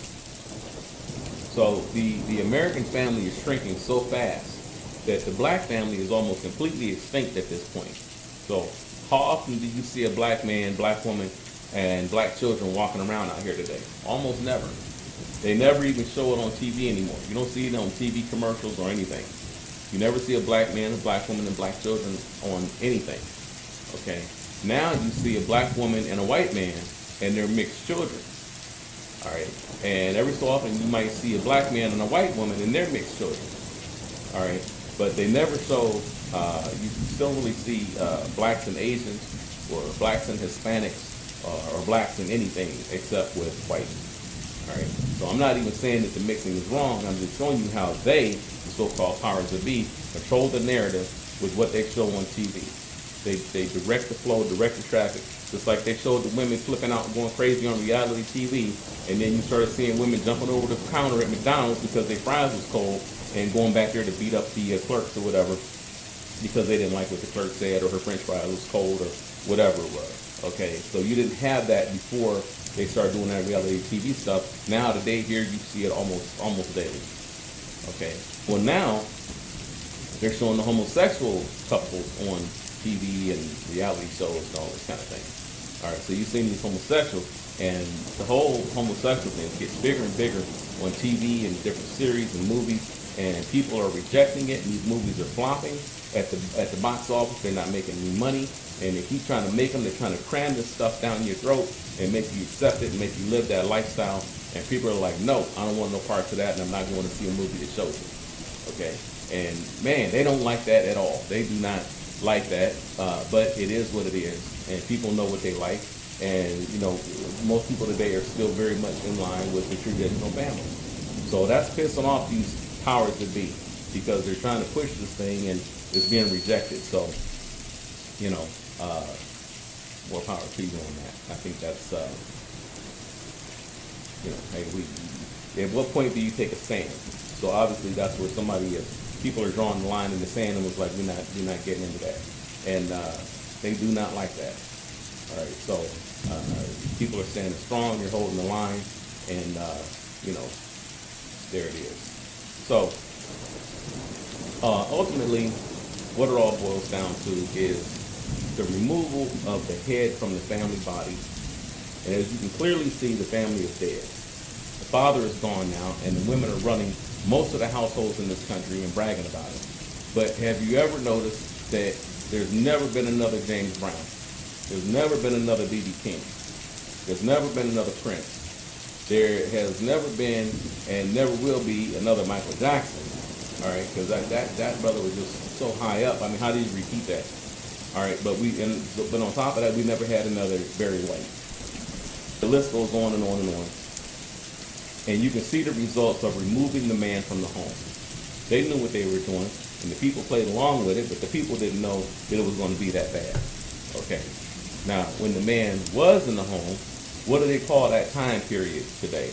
When the man was in the home running things, there's a term that they use to describe that time period. The good old days. So you all have all heard that. You all have all said it. See, now people are missing it. Women are running things, and the home is dead, and the children are on the news now, dead. And this was unheard of when men were running the home. The communities are dead, and the music is dead. See, and man, back in the 70s and 80s, you could turn on our radio and just leave it on all day long from sun up to sundown and never hear the same song twice. Every song was a smash hit. Today, now you turn on the radio and it's full of these generic singers and rappers that you never heard of, all of whom disappear after a few months and you forget all about them. Back then, Michael Jackson started out at 8 years old, died at 50, and he was on stage the whole time. A lifetime on stage.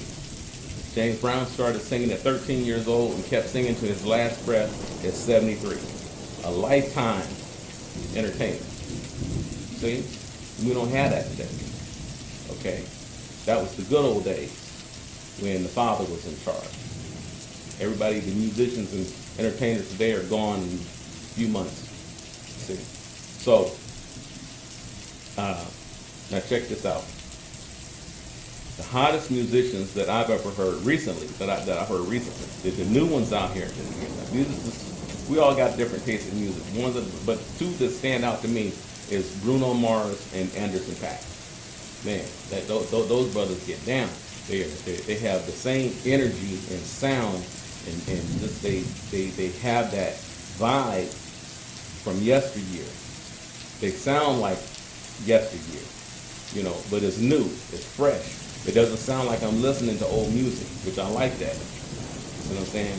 So I don't see a lot of people doing it, but those are the only two that I see out here that really caught my attention. Like, wow, you know, this is bad, this is cool, you know. And so those two, you know, were the first ones in a long time that got me excited again about music. Another one that was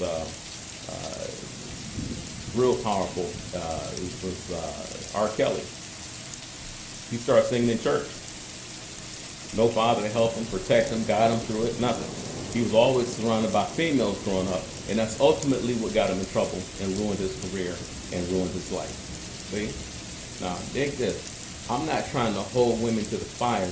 I'm just telling you the facts of what's been going down. Notice that I haven't given my own personal thoughts or feelings about and opinions about any of this, other than that Bruno Mars and Anderson .Paak were my two favorites right now. But everything else that I said was just, hey, this is what happened. It is what it is, you know. So if the statistics and numbers and dates and times that I gave are wrong, then feel free to let me know in the comments. All right, but make sure you provide your dates and times in return and let me know what it really was as opposed to what I said. Maybe I was wrong. Okay, so I think that should just about do it for establishing the power and spiritual authority of the Father and showing his overwhelmingly positive influence on the family and in particular on the children. Now, I have a question for all of you. Do you want to do something about it? Do you want to get back to the good old days, or rather should I say, bring the good old days from the past into the present? See, as a man, you still have total control over this.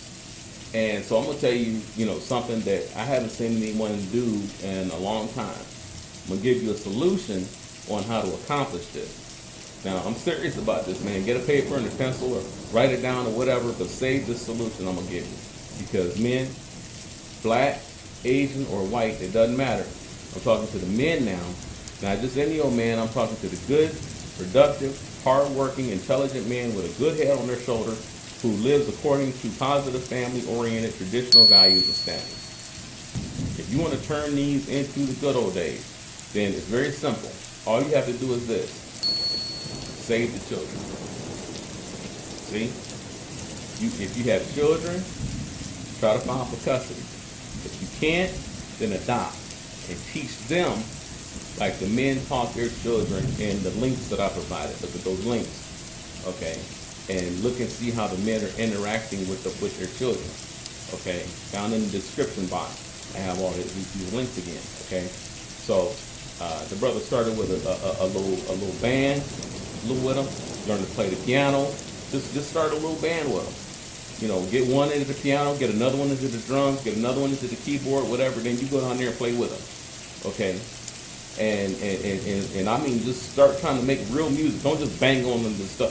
Try to make real music with it, okay? And all you all play together and see what you can actually get them to do. Put them in music classes, drum lessons, piano lessons at 4 or 5 years old.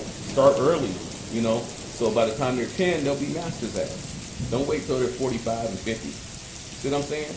And so if you do this, I'm telling you, this is the way it used to be back in the day. And if you start young like that, then by the time they're 10, 11, and 12, they'll be masters at whatever that they were doing at 4 and 5. Okay? So go get your children. The other thing is you need to adopt and save a child from the system. Homeschool them and let them learn art. Put them in computer classes. Build a computer with them from the ground up. And if you get children that's good in math, put them into computer programming classes. And by the time they're 20, they'll be genius level programmers. And if you had them in music, again, by the time that they're 20, we'll have a new Earth, Wind, and Fire band. We'll have the new Isley Brothers. We'll have the new OJs. See? But don't have them sign up with Hollywood and all of that BS. You know, most of you already know what that's all about. But let them start it with you and then put it out directly online. You can have your own songs on your own website for sale, just like Prince did. Prince sold all of his own music. He made his own music and then he sold it on his own website. He showed everybody. Prince was another one that showed people how to do it and told them all of the little tricks and games that was being played. I don't know how many got the message and how many listened, but I don't see another Prince. Okay, so there's so many options out here at this point now that there's no excuse for failure. I don't want to hear white folks didn't do this or that for me. You know, even Malcolm X told our grandparents to stop that shit, man. He told them to stop it, stop talking like that, stop talking about what white folks didn't do for us and all those kind of things, and he told them to do for self. See, so if you do these things, you will see some major changes in our lifetime, possibly within the next 5 to 10 years. And if enough of us do it, you can have an impact that spreads like a wave across this entire country. It could even go global. I haven't adopted yet, but I plan to one day. All right. So you got to get these children out of the system, save them, save the children, and you don't need to keep having more and more children with women who can't stand you, and then the women take them from you and promise you that you'll never see them again. You don't have to go through that.